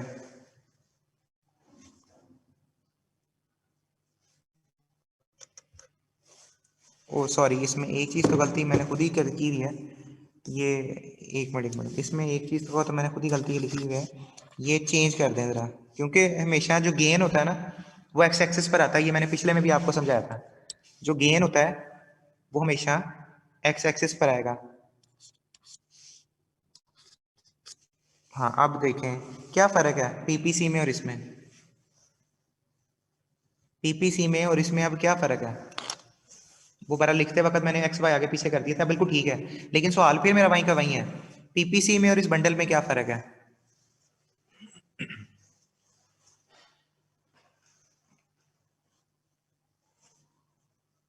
उसमें अपॉर्चुनिटी कॉस्ट है, इसमें एमआरएस है, सेम लेवल ऑफ सेटिस्फेक्शन ये भी नहीं है। चलें जो बच्चा ठीक बता देगा ना, जब फिजिकल क्लासेस स्टार्ट होनी है ना, उसको मैं जूस पिलाऊंगा, एक डन हो गया। जो बच्चा ठीक आंसर दे दे पीपीसी में और इसमें क्या फ़र्क है, एक्सट्रीम वैल्यूज़ का। सैयद सलमान गिलानी, क्या मतलब एक्सट्रीम वैल्यू से क्या मुराद है? स्पेलिंग का फ़र्क है, शाबाश।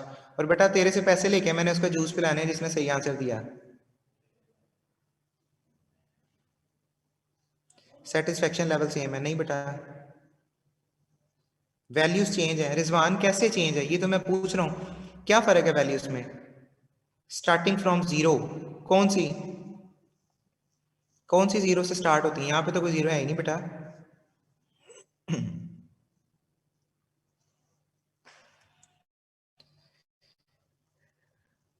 ये बेटा गर्ल्स वाले ग्रुप में कोई रिप्लाई नहीं आया, एक बच्चे ने किया है। उसमें फर्स्ट लेवल की सेटिस्फेक्शन नहीं होती।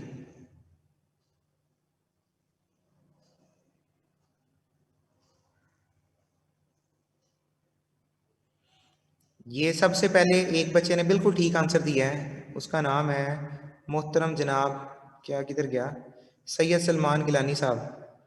ठीक है, उसके बाद दूसरा आंसर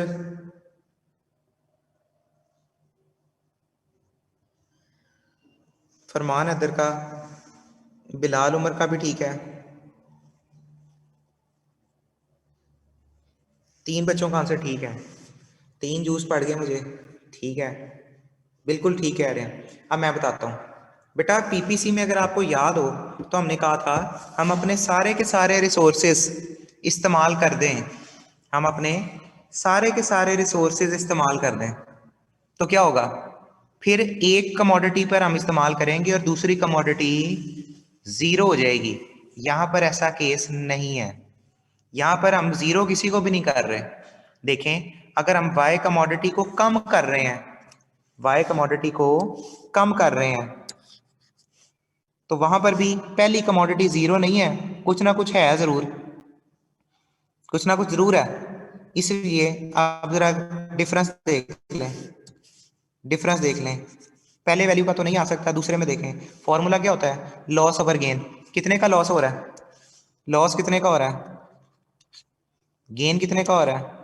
तो इसका एमआरएस का आंसर कितना आ जाएगा फिर? 3। लॉस कितने का हो रहा है? गेन कितने का हो रहा है? आंसर कितना आ जाएगा? 2। लॉस कितने का हो रहा है? गेन कितने का हो रहा है? आंसर कितना आ जाएगा? 1। अब एक बात नोट करें, यहां पर आप एमआरएस की बात करें ना, तो एमआरएस डिक्रीजिंग है, याद है? उधर हमने पढ़ा था इंक्रीजिंग अपॉर्चुनिटी कॉस्ट। यहां पर हम क्या पढ़ते हैं? Diminishing marginal rate of substitution. तो यहां पर जो एमआरएस होता है वो डिक्रीजिंग होता है, और पीपीसी में हम लोगों ने पढ़ा था अपॉर्चुनिटी कॉस्ट जो होती है वो इंक्रीजिंग होती है। इसलिए क्लियर करवा रहा हूँ, जरा कॉन्सेप्ट क्लियर हो आपका। क्या फर्क है? चीज तो उसी तरह की है, तो इसलिए टेबल आपने वही याद रखने हैं जो मैं करवा रहा हूँ। ये देखिए, आसान आसान सी वैल्यू अपनी तरफ से लोगे, गलत कर बैठोगे। ऐसा हर किस मतलब नहीं है कि इनको ही आपने रटा लगाना है। मकसद है कि अगर आप अपनी तरफ से टेबल मुश्किल बन रहा है या अगर आपको नहीं समझ आएगी, तो बेहतर है कि यही वाला टेबल याद कर लें, खुद इकोनॉमिस्ट ना बने। अगले साल आप और मैं मिलकर नई किताब लिख लेंगे, लेकिन इस मरतबा के लिए ना यही चीजें याद कर लें पेपर में पास होने के लिए। एफिशिएंसी मारने की जरूरत नहीं है, जो बता रहा हूँ इसको ऐसे ही याद करें आप। आसानी वाली वैल्यूज हैं, इससे और आसान वैल्यूज हो नहीं सकती। 3 2 1 का डिफरेंस याद रख लें और दूसरी साइड से आप वैल्यू जो है वो कैलकुलेट कर लें। तो ये बेटा टेबल बुक में नहीं बना हुआ था, यानी इस तरीके से नहीं समझाया हुआ था, इससे मैंने टेबल को खुद एक्सप्लेन किया है कि ये होता है टेबल। ठीक है, अब एक और चीज मजीद आपको क्लियर करेगी, डायग्राम। डायग्राम, अब इसकी डायग्राम कैसे बननी है? इसकी डायग्राम कैसे बनेगी, जरा देखें बेटा।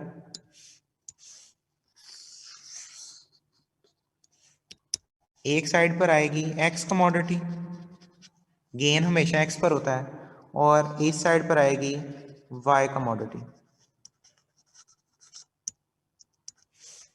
ठीक है, अब आप लोगों ने एक्स कमोडिटी और वाई कमोडिटी के हवाले से इंडिफरेंस कर्व बनाना है, इंडिफरेंस कर्व बनाना है। देखें जरा इंडिफरेंस कर्व कैसे बनेगा।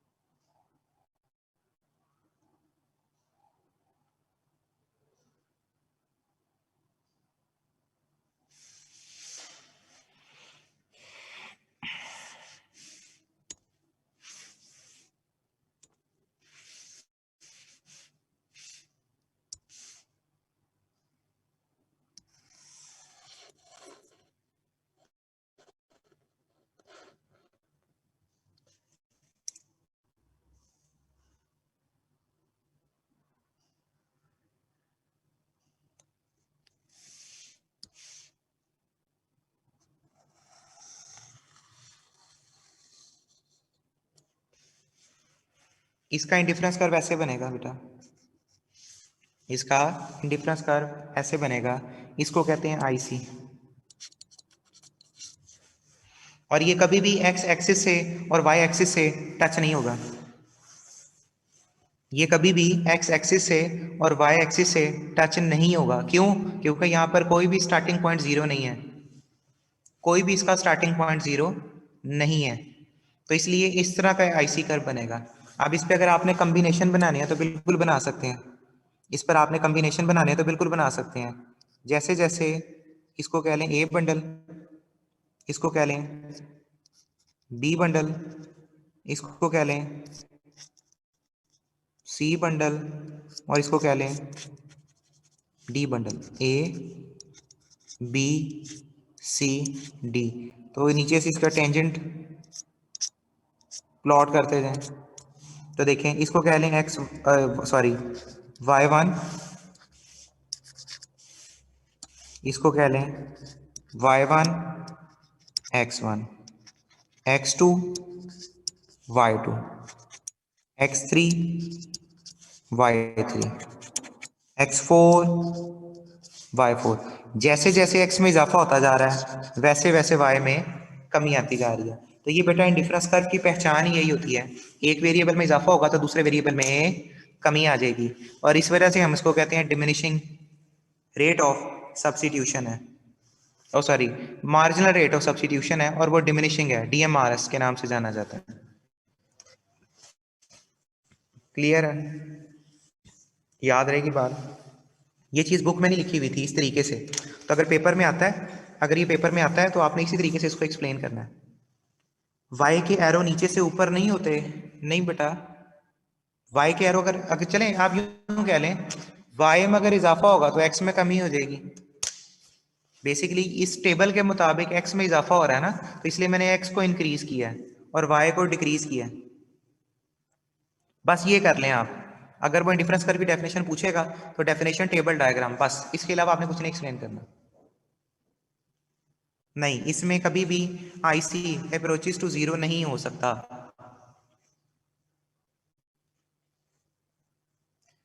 ये मैं नाम पढ़ रहा था बेटा, नाम बड़ा अजीब रखा हुआ आपने, बाहुबली। और जितने लोगों ने नाम ऐसे रखे होते हैं ना बाहुबली किस्म के, या और उन्होंने रिंग ट्यून लगाई होती है पुर्तगल गाजी वाली, वो हमेशा अंधेरे में चिपली से जरूर डर रहे होते हैं, इसलिए उन्होंने इस तरह के नाम रखे होते हैं। ऐसा तो नहीं है?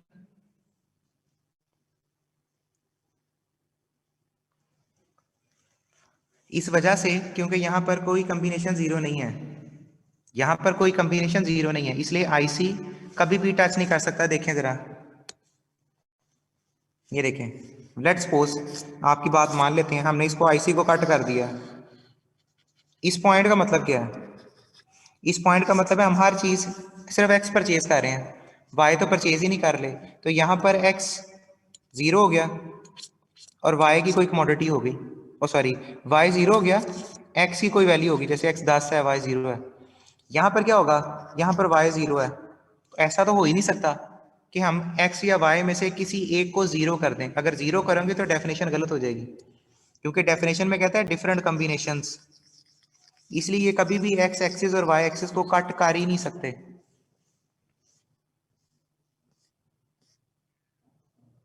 आईसी का क्वेश्चन ये आएगा 3 से 4 नंबर का, इससे ज्यादा का सवाल नहीं। आज ये स्क्रीनशॉट करें फिर मैं बुक की तरफ आऊँ वापस, ये इसका स्क्रीनशॉट करें, मैं फिर बुक वाली साइड पर वापस आता हूँ।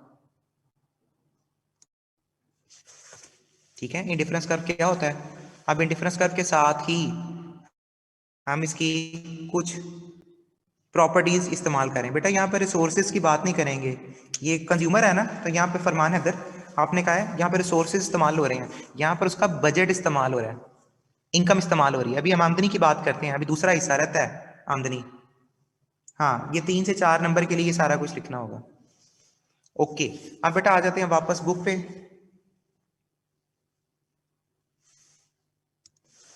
बुक में ये कैसे चीजों को एक्सप्लेन किया है इसको जरा देख लें। एक मिनट, इसमें पेज नंबर था,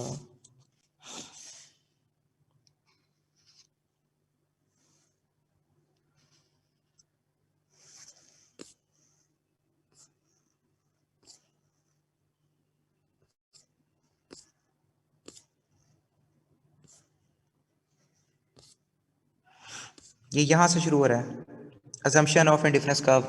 अब इसकी assumption पढ़ते हैं अभी हम।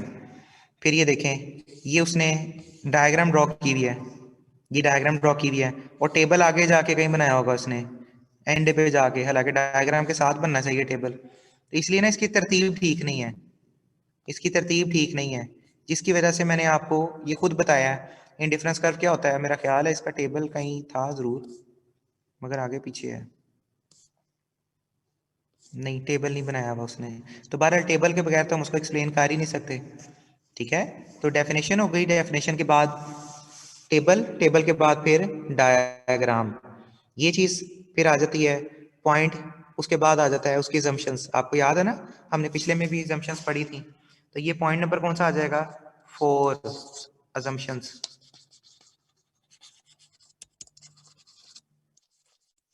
अब इसकी assumptions क्या होती हैं, ये आधी assumptions तो पुरानी वाली हैं। Consumer is rational, consumer rational है, वही पॉइंट है पहला। यूटिलिटी इज ऑर्डिनल, यूटिलिटी को ऑर्डिनल का मतलब क्या है, प्रेफर दिया जाता है, प्रेफरेंस दी जाती है, रैंक किया जा सकता है।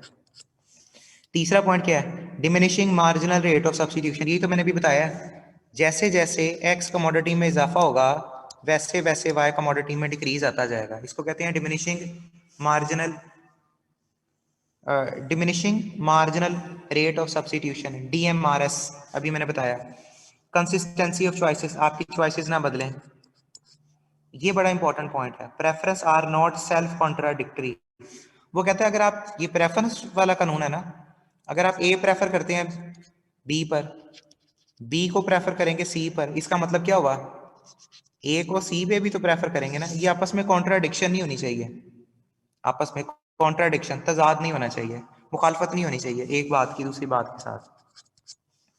गुड्स आर सब्सिट्यूट, चीज़ों को तकसीम होना चाहिए, जैसे अगर चीज़ें तकसीम ही नहीं होंगी तो हम कभी भी नहीं वो बना सकते, हम वो कभी भी नहीं बना सकते। ठीक हो गया, क्लियर है, याद रहेगी बात। कंज्यूमर रैशनल है, यूटिलिटी ऑर्डिनल है, इसमें DMRS लगता है, कंसिस्टेंसी है चॉइसेस की, प्रेफरेंस में क्लैश नहीं है, और गुड्स जो है वो सब्सिट्यूटेबल है। अभी एक दफ़ा रिकॉल कर लें जुबानी, अभी एक दफ़ा रिकॉल कर लें जुबानी, कंज्यूमर रैशनल है, यूटिलिटी ऑर्डिनल है, DMRS है, कंसिस्टेंसी है, प्रेफरेंस है, और वो कॉन्ट्राडिक्शन में नहीं होनी चाहिए, गुड्स आर सब्सिट्यूटेबल।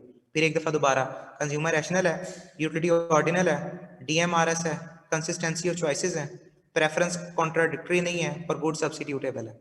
नीचे सिर्फ दो दो लाइनें लिखनी है और ये सारा ही लिखना है, इसको मैं हाईलाइट कर दूं, ये सारा ही लिखना है ऐसे ही, इसमें से कोई चीज़ छोड़नी नहीं है, ये बड़ा इंपॉर्टेंट है पेपर पॉइंट ऑफ व्यू से। ठीक है बेटा, फोर्थ पॉइंट पढ़ा हमने, अब पढ़ने लगे हैं fifth point.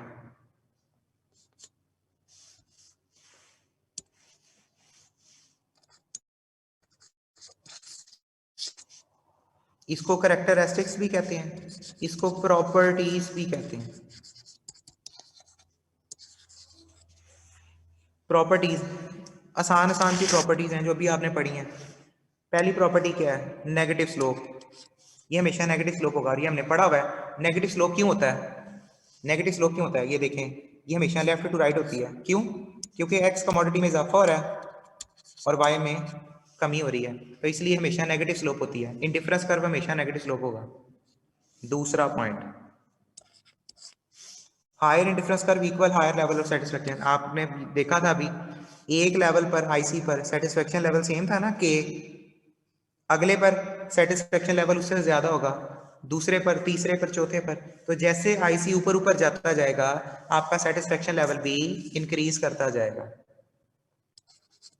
Third, convex to the origin, आपको याद है पीपीसी में आपने बात पढ़ी थी, पीपीसी में आप लोगों ने बात पढ़ी थी ना कि ये कनकेव होगा, आईसी हमेशा कन्वेक्स होता है, क्या, आईसी हमेशा कन्वेक्स होता है, कन्वेक्स टू द ओरिजिन होता है। कन्वेक्स क्यों होता है, कन्वेक्स क्यों होता है, क्या वजह है कन्वेक्स होने की, उसकी वजह ये होती है DMRS, diminishing marginal rate of substitution, क्योंकि ये डिमिनिशिंग होता है, डिक्रीजिंग होता है, अगर इंक्रीजिंग होता तो कनकेव होता, कन्वेक्स है तो ये हमेशा डिक्रीजिंग होगा, तो इसलिए इसका जो रेट होता है वो डिक्रीजिंग होता है, जिसकी वजह से ये कन्वेक्स बन जाता है। ठीक है,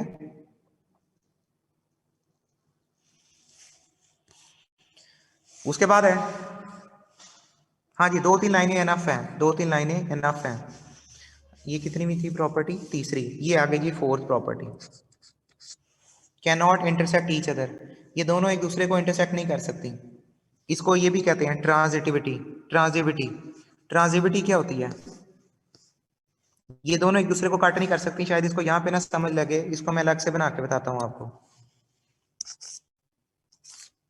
ये एक्स कमोडिटी है, ये वाई कमोडिटी है, ये इंडिफरेंस कर 1 है,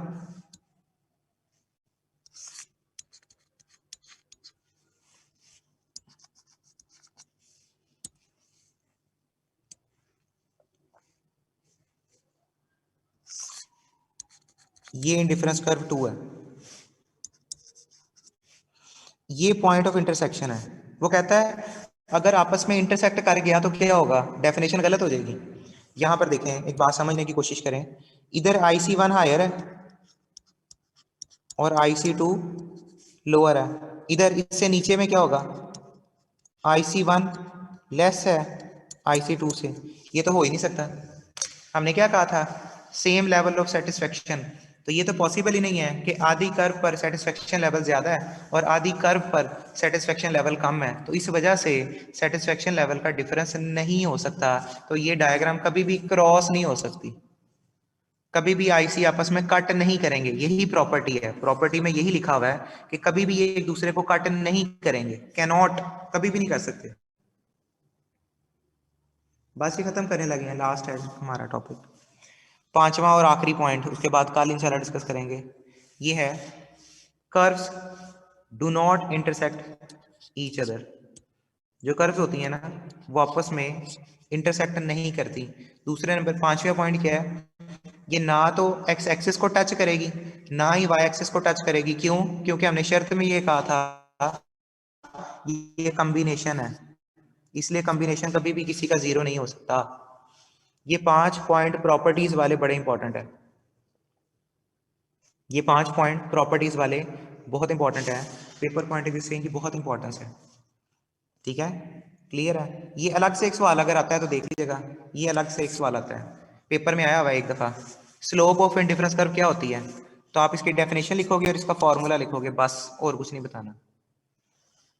ठीक है, तो ये देख लें बेटा, आज हम लोगों ने इंडिफरेंस कर्व कंप्लीट किया है, आज हम लोगों ने इंडिफरेंस कर्व जो है वो कंप्लीट किया है। बस एक मैं आपको बता दूं, स्केच सा बता दूं कि आज हमने पढ़ा क्या क्या है, आज हमने क्या क्या डिस्कस किया है। ये तीसरा पॉइंट था ना, फोर्थ में हम लोगों ने क्या डिस्कस किया, इसकी assumptions, 5 में इसकी assumptions के बाद हमने की हैं प्रॉपर्टीज,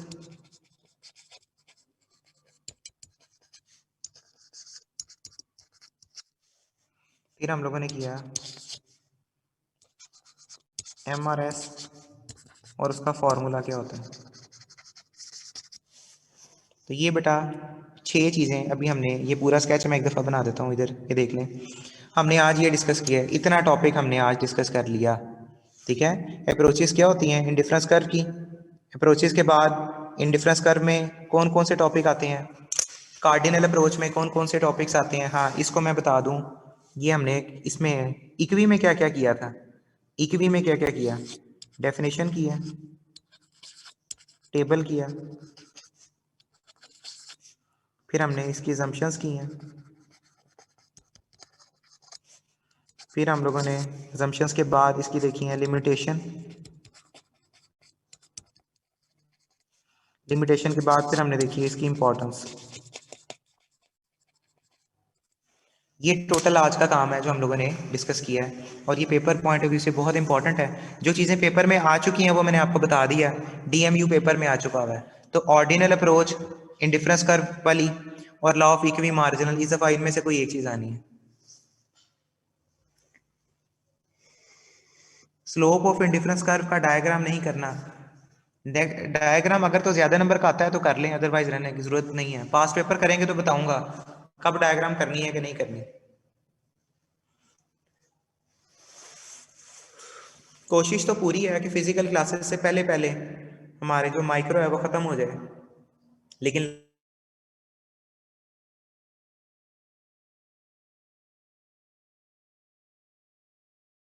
हम पढ़ेंगे इंशाल्लाह उस ऑनलाइन में।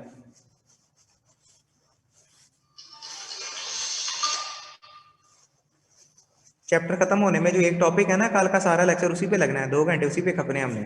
वो थोड़ा सा ज़रा टेक्निकल है, तो इसलिए आज का याद होगा तो कल समझ आएगा, वरना नहीं समझ आना। डायग्राम इसमें बहुत ज़्यादा है, 10 डायग्राम है। आई कैप में सारी डायग्राम नहीं बनी हुई, आई कैप में सारे केसेस नहीं है, तो इसलिए कल इंशाल्लाह हम लोगों ने डायग्राम डिस्कस करनी है। कल बजट लाइन भी करेंगे, बजट लाइन करेंगे तो डायग्राम बनेगी। नहीं, फिजिकल के साथ ऑनलाइन नहीं होंगी, सिर्फ फिजिकल ही होंगी बेटा।